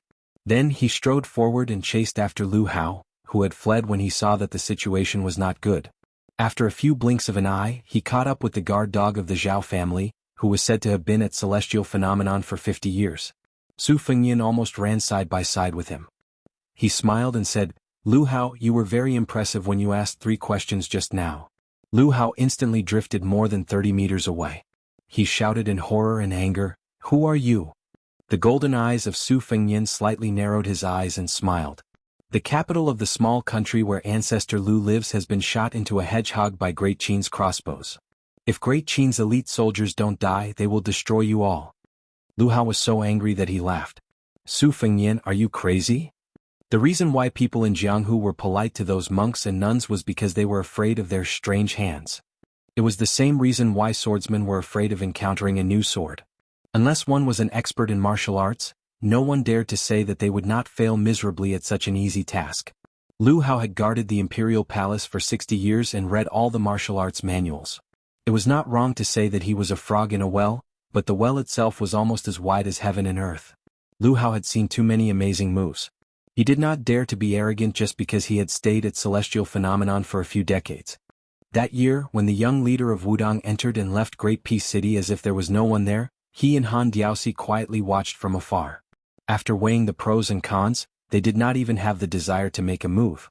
This year, Mount Longhu had another Zhao Ningxian, who was said to be the reincarnation of the first ancestor. However, Lu Hao's cautious nature did not mean that this old Celestial Phenomenon expert was a pushover. Killing a first-rank expert who was unwilling to fight to the death had always been as difficult as ascending to the heavens. Lu Hao returned empty-handed because he felt embarrassed. He felt that Su Fengyan was very familiar with unorthodox methods and was not easy to deal with. Su Fengyin was like a maggot in a corpse. He did not let Lu Hao pull away and asked with a smile, "It is said that the strong are bold. Why are you, a celestial phenomenon expert, so cowardly?" The sky above them was originally blue and cloudless. First there were clouds, then dark clouds. Lu Hao did not say anything as he flew. Su Fengyin glanced at the sky and stopped. Lu Hao, who was like a stray dog, also stopped. His face was gloomy. "I heard that there is a sword formation called the Thunder Pool, but how can it compare to a real Thunder Pool? To deal with an otherworldly item like you, it is very effective." Chapter 860. There is one more chapter before dawn. There is no need to wait for more. I have a pot of wine made in Jianghu. I have a palm that can support the 5 mountains. I have a mouthful that can eat the spring and autumn. Hundreds of years ago, a Jianghu elder set the rule of the first rank 4 realms. He used these 3 sentences to praise the celestial phenomenon realm. He said that once a celestial phenomenon realm expert could resonate with the heavens and earth, they would be able to look down on the world with disdain. Lu Hao sure looked at the sky and his smile deepened. In order to become famous in Jianghu, as long as one was a Jianghu disciple, they would have a few hidden skills. For example, Song Yanqing had brought 14 swords and 14 moves on this trip. Lu Hao sure was no exception. This lightning pool was originally intended to be a big gift, waiting for the next time Chao Zhangqing, who had transcended mortality and entered holiness, came to the capital. Chao Guanzi's 3 visits to the imperial palace were like passing through corridors, slapping him in the face each time. How could Lu Hao swallow this resentment? He never thought that he would use it on that kid first. The black clouds were like ink. Lu Hao sure quietly waited for the thunder to roll. Lu Hao sure had seen many smart people who relied on shortcuts to the south to win the favor of the emperor. They were very skilled at fishing for fame. Prime Minister Zhao Danping of Qingxi was one of them. But in Great Peace City, Lu Hao sure had served 3 generations of emperors of Liang. He had always been the mainstay of that capital. Even Zhao Danping could not share the incense and friendship that Lu Hao sure had accumulated for the Zhao family. Lu Hao sure was used to using his cultivation to crush his opponents. This time he carried the imperial order to kill Su Fengyin. He and Song Yanqing only had the first move. If they did not succeed and Su Fengyin escaped, they still had a backup plan. Therefore Lu Hao sure had no interest in fighting for his life. But even a clay Buddha had anger. Moreover, Lu Hao sure and Bailiang were in a situation where they would not rest until one of them was dead. This Su Fengyin exuded an evil aura from head to toe. Lu Hao sure had the idea of finding out what was going on. Su Fengyin, who is still carrying Luo Yang on his back, is calm and unruffled, waiting for the heavenly tribulation to land. He only had 30 minutes. If Lu Hao sure insisted on avoiding the battle, Meng Qi did not have much confidence in capturing the old fox's Achilles heel. Celestial phenomenon experts were favored by the heavens and earth, and it was extremely difficult to capture their flow of qi. If Lu Hao sure wanted to escape, he would not be able to escape the heavenly net because he was not an earth immortal who could attract the divine tribulation. He was like the fish that escaped the net. Even if Su Fengyin could catch up with Lu Hao sure, he could not afford to waste time. However, there is no such thing as an invulnerable move in the world. As long as Lu Hao sure is arrogant and has the courage to take root, Su Fengyin does not mind enduring the so-called rolling thunder in the pond, and then wait for an opportunity to make his move. The black clouds in the sky suddenly fell and floated on the ground. It was like a mysterious painting of the world changing, giving people a feeling of the vicissitudes of life. Su Fengyin's upper body is exposed from the clouds. The waist-high black clouds are rolling and turbulent.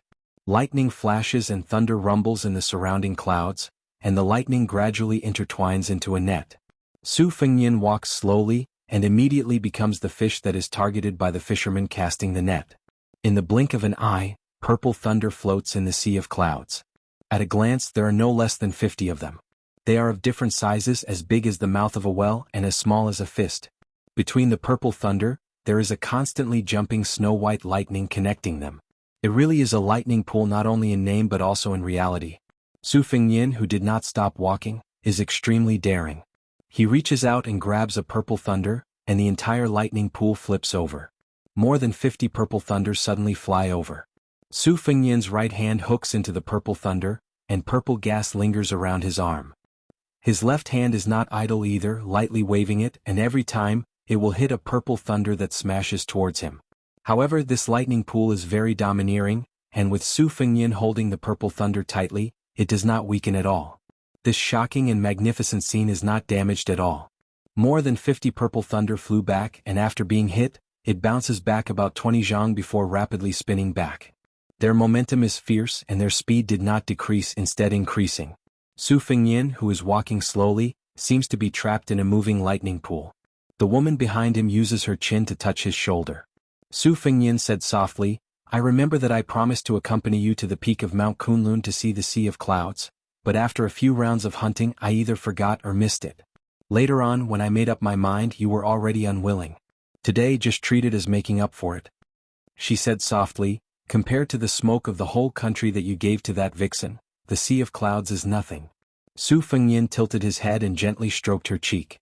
Taking a deep breath, he placed the purple thunder in his hand that has not been released into his mouth, and swallowed it into his stomach. He laughed and said, "Back then the whole world was eaten by me, a few small sky thunders are nothing." Su Fengyin held a purple thunder in each hand and placed them into his mouth. When he had swallowed half of the purple thunder, the Sea of Clouds dissipated, and the thunder pool also disappeared. Lu Haosher, who was standing 300 feet away, was dumbfounded. He did not expect that this guy would use such a barbaric method to break the secret art of astronomical phenomena that he painstakingly created. 50 sky thunders that were painstakingly formed with the help of the heavens and earth. The Qi cultivators of Fulong of the North Sect had poured in a lot of effort to create them, and the cultivation base of a few great grandmasters had been directly squeezed dry. How could Lu Haosher not feel distressed when he lost half of his originally strong foundation? What was even more hateful was that evil horned centipede, whose cultivation base had inexplicably skyrocketed, even let out a comfortable burp. He gave Lu Haosher a sarcastic smile and asked lazily, "Why aren't you running?" Lu Haosher quickly and neatly began to retreat. "No wonder you haven't become an Earth Immortal after 50 years. Su Fengyin narrowed his eyes and sneered, "If you didn't stop just now, I might not be able to do anything to you. But now it's too late." Su Fengyin stretched out a finger and cut a thin blood groove between his eyebrows. Lu Haosher, who was fleeing in a hurry, suddenly felt as if his head had been split open. A shocking crack appeared from his forehead from top to bottom. His face was covered in blood and he looked battered and exhausted. But this was not the most terrifying thing that made Lu Haosher tremble with fear. As the blood continued to flow from his face, his celestial cultivation base was like a flood that broke through a dam. Lu Haosher could clearly feel the depth of his cultivation base. It was originally like a lake that could only watch helplessly as the lake water dried up, completely unable to stop the lake's level from dropping. While Lu Haosher was feeling bitter and hateful, he also found it inconceivable. The essence of the celestial cultivation base was to live freely with the heavens and earth. It was the precursor to becoming an Earth Immortal and transcending the mortal world. How could one be trapped by one's own cocoon? Could it be that this guy had achieved the same level as the heavens and earth? Could it be that he could forcibly absorb the fate of others and create his own world? If it was Hong Xixiang who had cut down the fate of the 6 nations, Lu Haosher would still be somewhat skeptical. But even if the kid behind him had inherited Luo Yang's cultivation base, it was absolutely impossible for him to be so terrifying. Lu Haosher was almost possessed by the devil. He gritted his teeth and took advantage of the situation to shatter his celestial cultivation base that was already on the verge of collapse. The moment before he fell into the Xian Finger realm, he cut off his tail like a gecko and allowed the remaining half of the purple lightning to roll down. Like an Earth Immortal, he flew hundreds of feet away from the lunatic who had defeated him. Su Fengyin stopped and sighed in his heart. If only Lu Haosher had hesitated a little, and a little bit later, he was confident that he could have killed this old dog. He looked up at the sky and sneered. Li Yang's Zhao Shi was indeed the current orthodox ruler. Even a lackey who guarded the Zhao Shi's courtyard had a considerable amount of fate. Su Fengyin turned around and looked at the dense sword energy 10 miles away. It was a grand formation. Su Fengyin silently put the purple lightning into his sleeve and melted it into his qi. Luo Yang struggled to land on the ground and said calmly, "You go." Su Fengyin held her hand and turned to look at her. She said sadly and resolutely, "You want the world, I only want you. I can't monopolize it, I'd rather not. It's been like this for 800 years and it's still the same after 800 years. Su Fengyin suddenly laughed. "Is Qin Empresses that great?" Luo Yang looked shocked and took a step back. Su Fengyin smiled and said, "I'm him, he's not me." Luo Yang's expression was complicated. Su Fengyin squatted down and gestured for her to get on his back. He said softly, "Luo Yang, before returning to Baiyang, let's go to Luo Yang City and have a look." Luo Yang kicked his butt hard. Su Fengyin, who fell flat on his face, continued squatting and said softly, "Back then the great Qin iron cavalry couldn't flatten the desert called Beimang. In this life we'll make up for it. Tuoba dared to bully my woman, I—" Without waiting for Su Fengyin to finish, Luo Yang gently lay on his back. Su Fengyin stood up. "I'll deal with you later." Luo Yang said, "Beat Wang Xinji first." Chapter 861. It was a little late, but he didn't owe her anything. East Sea Martial Emperor City. There was a sword hovering outside the city. It had been there for a long time, so much so that the Jianghu people who were initially shocked by the sight of the 1,000 miles flying sword gradually lost their patience and interest. Some of the bored Jianghu people decided to find some entertainment by gambling on how long the sword would stay there. Those who bet early lost a lot of money. Some people in the city said that the flying sword was a challenge from the peach blossom sword god Dong Tai, and that he would soon ride a donkey into the city. Some people said that it was a sword newly comprehended by Dongyue sword pool's Song Yanqing. Some people swore that the old ancestor of the Wu clan sword tomb was coming out of seclusion and was going to clear the name of the Wu clan's withered sword. Those who came to watch the show were waiting for the word trouble. But since the sword didn't cause any trouble, they were used to the sword stopping outside the city. Only some naughty children born and raised in the martial emperor city would climb up the outer city wall from time to time and shoot the sword with their slingshots. During this period, there was a sword-wielding wanderer who wanted to amaze the world with a single brilliant feat. He stood on the sword and performed many lame sword moves. In the end he was met with countless disdainful looks. He also felt embarrassed and resentfully jumped down and left the city. Almost no one noticed that an old man with snow-white eyebrows had arrived in the city. After he entered the city, he lived in seclusion and only occasionally went to the wall filled with the world's weapons. After looking at them for a while, he quietly returned. Every day, a famous sword would disappear without a trace. It was just that there were too many famous swords and sharp weapons on the wall. For example, Song Yanqing had brought 12 swords to challenge Wang Xinji. Except for the 6 swords that were shattered, the other 6 swords were stuck on the wall according to the old rules of the martial emperor city. They had been there for many years, and one of them had quietly disappeared yesterday. The one-armed old man with eyebrows that reached his knees came to the wall alone again. He looked at an ownerless sword that was higher up on the wall and smacked his lips. "You seem to be greedy." Others were greedy for beauty, food, and wine, but he seemed to be exceptionally unique. Most of the weapons on the wall were famed swords, and they took up almost half of the wall. This was not strange, as the sword forest had always been flourishing in the martial arts world. The old man stretched out 2 fingers and pinched a strand of his snow-white long eyebrows. Just as he was making up his mind to eat the new sword that he had taken a fancy to tonight, he exclaimed in surprise and turned his head to look. A Taoist priest with a sword on his back happened to be looking at him. The long-browed old man asked, "Little Taoist of Mount Longhu, why is the relic of ancestor Lu, which should be hanging on Wudong's big gung horn, with you?" The young Taoist in a plain and ordinary Taoist robe asked, "Senior, why did you enter the city and stop your sword outside?" The old man smiled and said, "This old man's last sword strike in this life is to strive for perfection, so that I can ask the strongest martial artist in the past 100 years.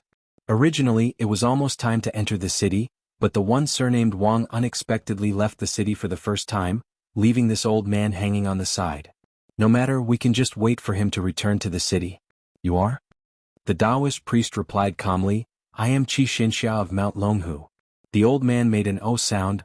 "I've heard of it. There is a saying in Jianghu about little ancestor Lu."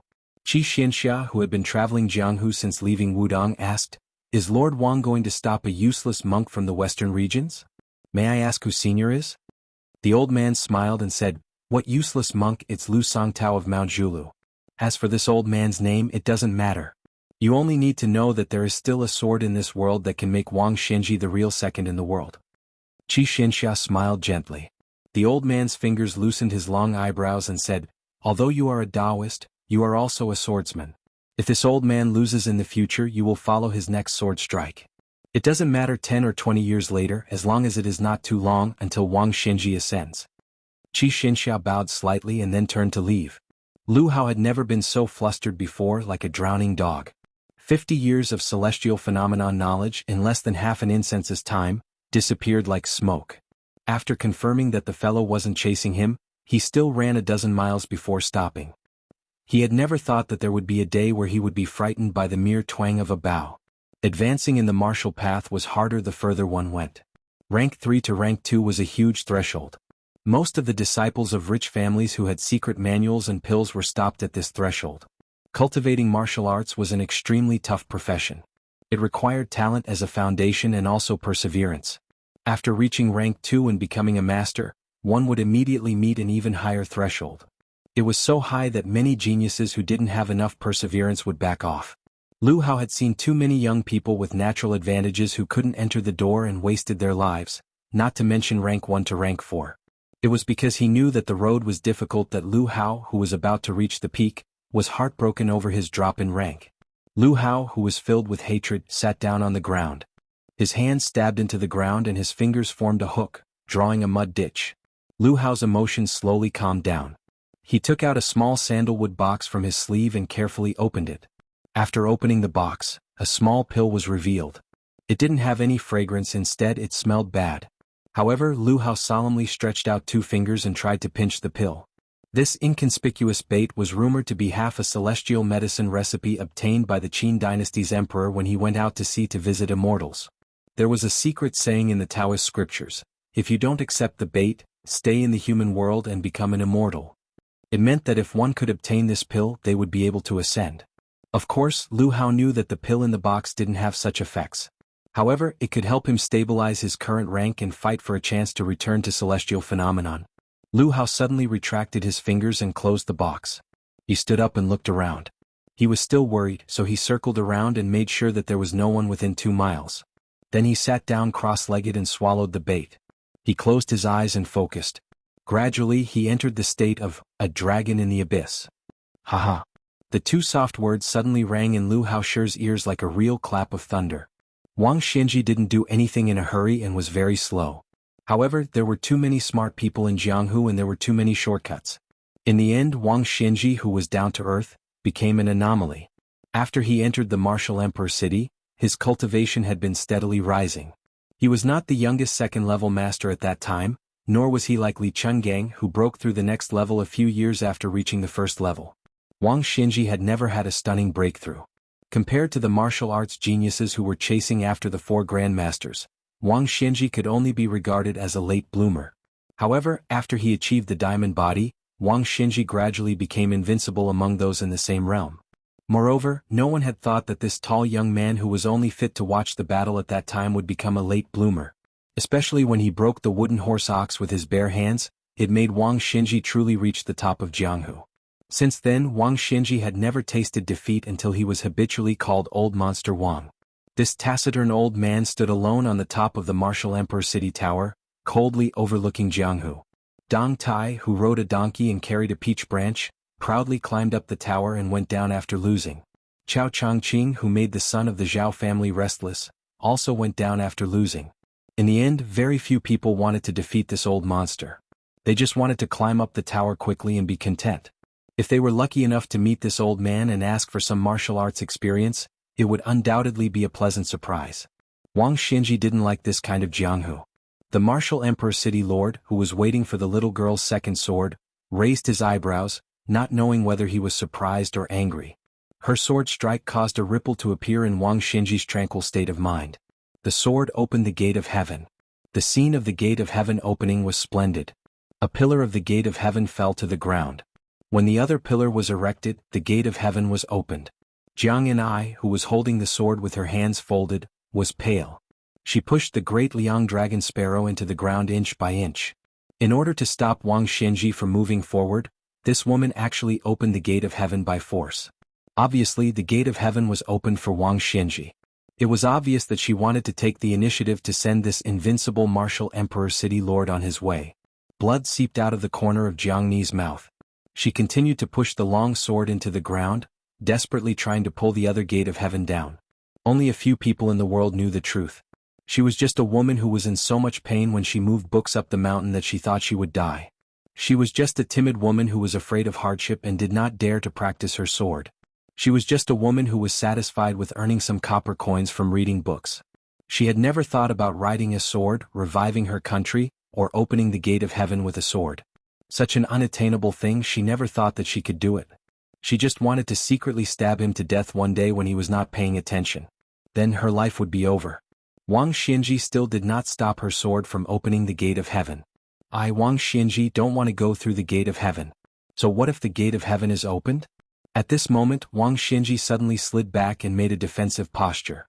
A figure broke through the gate of heaven and punched towards Wang Xianji.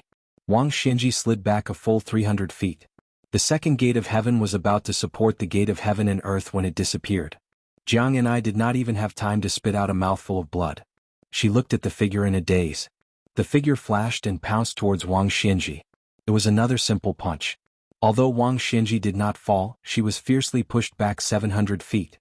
No one in the world could make Wang Xianji, who could kill immortals, retreat 10,000 feet. Chapter 862. A gentle breeze blew past. Dust drifted in the straight line where Wang Xianji had retreated. Some of the slightly taller mounds of earth were directly smashed apart by the old man's back. Fortunately, the two parties were fighting in the wilderness, so no outsiders saw this shocking scene. Wang Xianji shook his ankles and simply kicked off the pair of tattered hemp shoes. His sleeves were also torn apart by him, revealing his thick bronze arms. His muscles were as hard as boulders and contained the power to split mountains and split cities. Martial Emperor City was built near the water and looked at the sea. Every year during the summer and autumn, there would be surging white waves. The waves would drag across 1,000 miles and hit the eastern city wall. 30 years ago, Wang Xianji would stand proudly on the eastern city wall every time there was a tornado on the sea. He would use his arms to hit the waves. In the past 30 years, two people had replaced him to hit the waves, but their momentum was not as great as Wang Xianji's. Martial arts had always been despised by the people of the three sects as they viewed it as an inferior technique that did not conform to the way of heaven. It was Wang Xianji who turned the tide with his own strength and changed the views of the people. Especially when Tuoba Bodhisattva and Xinyuan Pan achieved success and fame one after another, it made Wang Xianji the pioneer of martial arts, like the sun in the sky, never to fall behind. Wang Xianji's expression was calm. He looked at the distance under his feet. His chi flowed and surged. His body was like the sea. In terms of internal energy, among the top 10 in the Wushu ranking, Chao Changqing was even more outstanding than Deng Tai, who was ranked third in the world. He was right behind Tuoba Bodhisattva, but he claimed that he could not compare to Wang Xianji.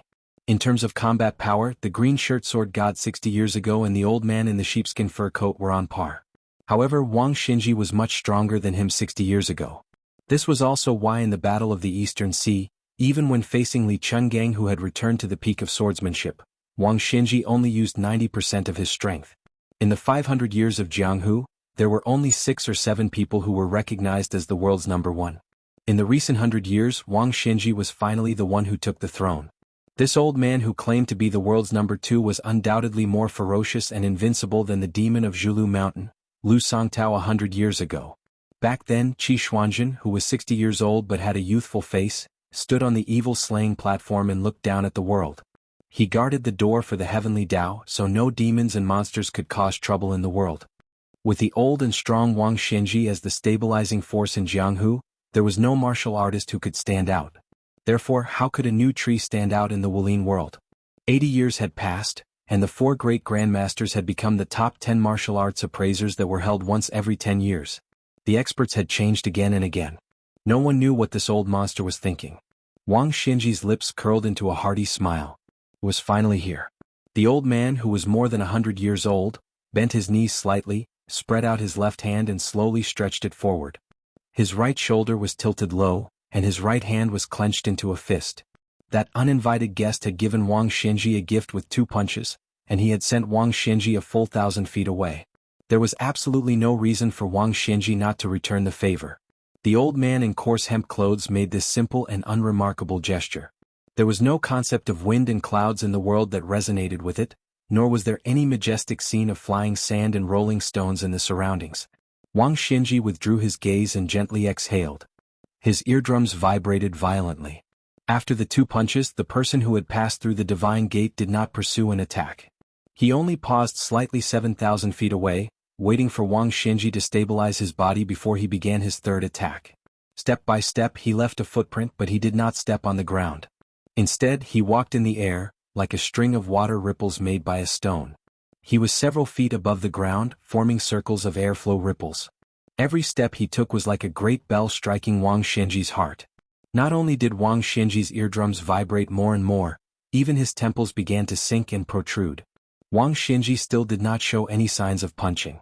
He waited until the person took the last leap, crossing 1,000 feet in one step and stepped heavily on the ground. He had accumulated his strength to the extreme and punched. Wang Xinji's eardrums and temples suddenly stopped moving at the same time. Only then did he punch out. The two fists collided. There was a loud bang. Between the two fists, a lake surface spread out by the majestic Qi appeared horizontally. This thin lake surface was ferocious and distorted, and the earth-shaking sound spread through the wilderness. A few winter sparrows circled low in the air and inadvertently hit this wall of Qi. They were immediately torn and shattered beyond recognition. Wang Xinji's face, which did not show any signs of aging, wrinkled like the lake water. Layers of subtle undulations appeared on his face, and then slowly returned to normal. The arms of the two who had punched out swung back at the same time. Then they changed hands and punched at the same time. It was almost another winter thunder that shook the plains. Wang Xinji smiled slightly and gently withdrew his hand. The person shook his arm and did not pester endlessly. Neither of them moved, but the distance between them was increasing. A trench was torn open in the ground, its width and length gradually rising. Wang Xinji slowly asked, "Should I call you the Prince of Bailiang or the Great Emperor Jianghu?" A young man with a pair of sparkling golden eyes smiled and said, "Su Fengyin is fine." Wang Xinji looked at the strange eyes of the young man that were gradually dimming.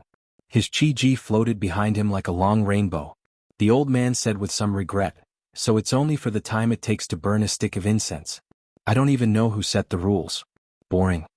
Su Fengyin mocked, "If you want to be interesting, why don't you go to the heavens and find a deity to fight?" Wang Xinji smiled and said, "Decaying grass becomes fireflies. Even if there really is a deity who ascends to the heavens, he may not be a good person." Su Fengyin asked, "Do you want to lose a fight in the human world so that you can willingly cross the heavenly gate?" Wang Xinji shook his head and said clearly, "Born as a human, dead as a ghost, this is the most realistic truth. As for whether deities are or not, in this old man's eyes, they are nothing more than thieves who are greedy for life and afraid of death. Those who steal a hook will be punished, those who steal a country will be marquis, those who steal life will be deities. Therefore this old man is only willing to believe half of the talk about ghosts and deities." Su Fengyin waved his hand and said, "Let's not talk about this nonsense. It's very easy for you to kill me now. What do you say?" Wang Xinji smiled and asked, "Do you have a chance to recover your previous state?" Su Fengyin said helplessly, "It's difficult." Wang Xinji nodded and said, "As long as there is, this old man will wait for you in the Eastern Sea next time." Su Fengyin saw that the old man was about to turn around and asked, "You didn't fight with Sui Xiegu?" Wang Xinji still turned around and left. Su Fengyin swallowed a mouthful of blood and staggered back. At the heavenly gate, Jiang and I pulled out the great Liang dragonfinch with a hesitant expression. Not far from her, the white-robed Luo Yang squatted on the ground and grabbed a handful of soil, looking into the distance. Jiang and I raised her hand and controlled the red sandalwood sword box. She placed the great Liang dragonfinch on her back. Luo Yang stood up and clapped her hands. She turned around and looked at the woman who had really overturned the country 800 years ago. She sneered and said, "You're still the same kind of skin that makes men feel pity for you. But compared to the past you have more heart and lungs now." Jiang and I was confused by her words. She had a natural dislike for this white-robed woman. She immediately glared and said, "Why do you care?" Luo Yang raised his hand inexplicably and made a gesture to raise his glass and drink it in one gulp. He laughed and then asked, "Are you thirsty?" Jiang and I did not want to lower herself to the same level as this crazy woman. She caught a glimpse of the approaching figure from the corner of her eyes. She bit her lips and turned around resolutely. Su Fengyin stopped and closed his eyes. That year, the woman named Xianxia, who was chosen as a tribute and sent into the palace, timidly walked on the path behind him and the Empress of Great Qin. She had yet to drink that cup of poisoned wine. Su Fengyin opened his eyes and rubbed his face. He continued to walk until he reached Luo Yang's side. Lu Haoshi, who Su Fengyin had mistakenly thought would escape back to Great Pea City, had his head chopped off by a hand blade and was kicked forward by the little girl. Chapter 863. Today's chapter. There will be a total of 6 chapters in the next 2 days. Su Fengyin originally wanted to end Jianghu with the battle at the Spring God Lake. This was already worthy of the saber training he had put in for the past few years. After returning to Bailiang, it would be difficult for him to be completely focused. He had reached the 4th realm of the 1st rank and had already reached the false realm 3 times. Even if there was no one else who could do it in the future, it was still an unprecedented feat. Su Fengyin no longer had any hopes of increasing his realm in the future. It was enough for him to be a local tyrant in Bailiang. But he never thought that the real game would be so tragic. Song Yanqing died in battle after being struck by an earth immortal. Lu Haosher's celestial Shatterer realm even had to fight with Wang Xianji in the end. Su Fengyin stood quietly beside the white-clothed demon. He had already returned all his cultivation to Luoyang. She had lost a lot of her realm.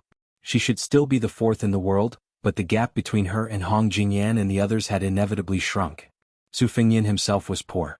His inner energy that had fallen to the second rank was almost gone. If the body was a building full of qi, then Su Fengyin could be said to be a house with 4 bare walls. Lu Haosher had destroyed the purple aura golden lotus seedling in the big yellow pond. This made him even more miserable. Su Fengyin silently recited the incantation. He tried to use the fire that he had comprehended in Beimang to condense his qi and observe the fire inside his body. Unfortunately, some of the fire started from the Yongquan acupoint under his feet. It was like an arrow at the end of its flight. It couldn't even pass through the Naiwan. Su Fengyin's expression withered and he gave up struggling. A breeze blew across the countryside. The smell of soil assaulted his nose. Su Fengyin's hands and feet were cold. He could only put his hands in his sleeves to ward off the cold. Luoyang asked indifferently, "How strong is Wang Xianji?" Su Fengyin stomped his feet and looked at the sky. He said softly, "Old monster Wang only used 50% of his strength when he took the 2 punches. In the end he used about 80% of his strength." Luoyang didn't comment on this. She calmly said, "I'll take Danning back to Zhulu Mountain. We'll meet outside the city 3 years later. You only have a few flying swords that Dong Tai gave you, so don't die on the way back." He didn't die at the hands of Song Yanqing and Lu Hao, and he didn't die at the hands of Wang Xianji. If he died at the hands of a nobody, it would be a big joke. Su Fengyin smiled calmly and said, "It is true that I do not have any backup plans, but the Zhao family son of heaven is also at his wit's end. Without Han Diaoxi and Lu Haosher, 2 top experts, Great Peace City is only slightly better than paper. If I were Chao Changqing, I would go directly to Jing and take the emperor's head. The Jianghu matters are over. In the future, it will depend on how Bailiang deals with each move. My martial cultivation is not important to the overall situation." Standing side by side, Luoyang said disdainfully, "In terms of family wealth, can your Su family beat the Zhao family? If Chao Changqing dares to go to Great Peace City to cause trouble now, he probably won't have the life to revive his country." Su Fengyin frowned and said, "Isn't there only the sneaky Wu family sword tomb left for the court to support?" Luoyang smiled coldly and asked, "That's it?" Su Fengyin said emotionally, "Yes, my mother comes from the Wu family. Dong Tai is also from the Wu family. Wu Luding and his sword attendant Shui Hua are also from the Wu family. Song Yanqing's 14th sword already had such spirit. I think the master of the Su of Gojoseon sword must be even more profound." Luoyang hesitated and asked, "Why don't you practice sword essence?" Su Fengyin said self-mockingly, "I have seen too many sword masters. It's not that I don't want to, it's that I don't dare." Su Fengyin suddenly came back to his senses. It's sword essence, not the sword? But Luoyang had already disappeared. Standing where he was, Su Fengyin looked around. The world was clear and the atmosphere was bleak. He was in a daze. After an unknown amount of time, he slowly closed his eyes and remembered many things of the past, many people of the past.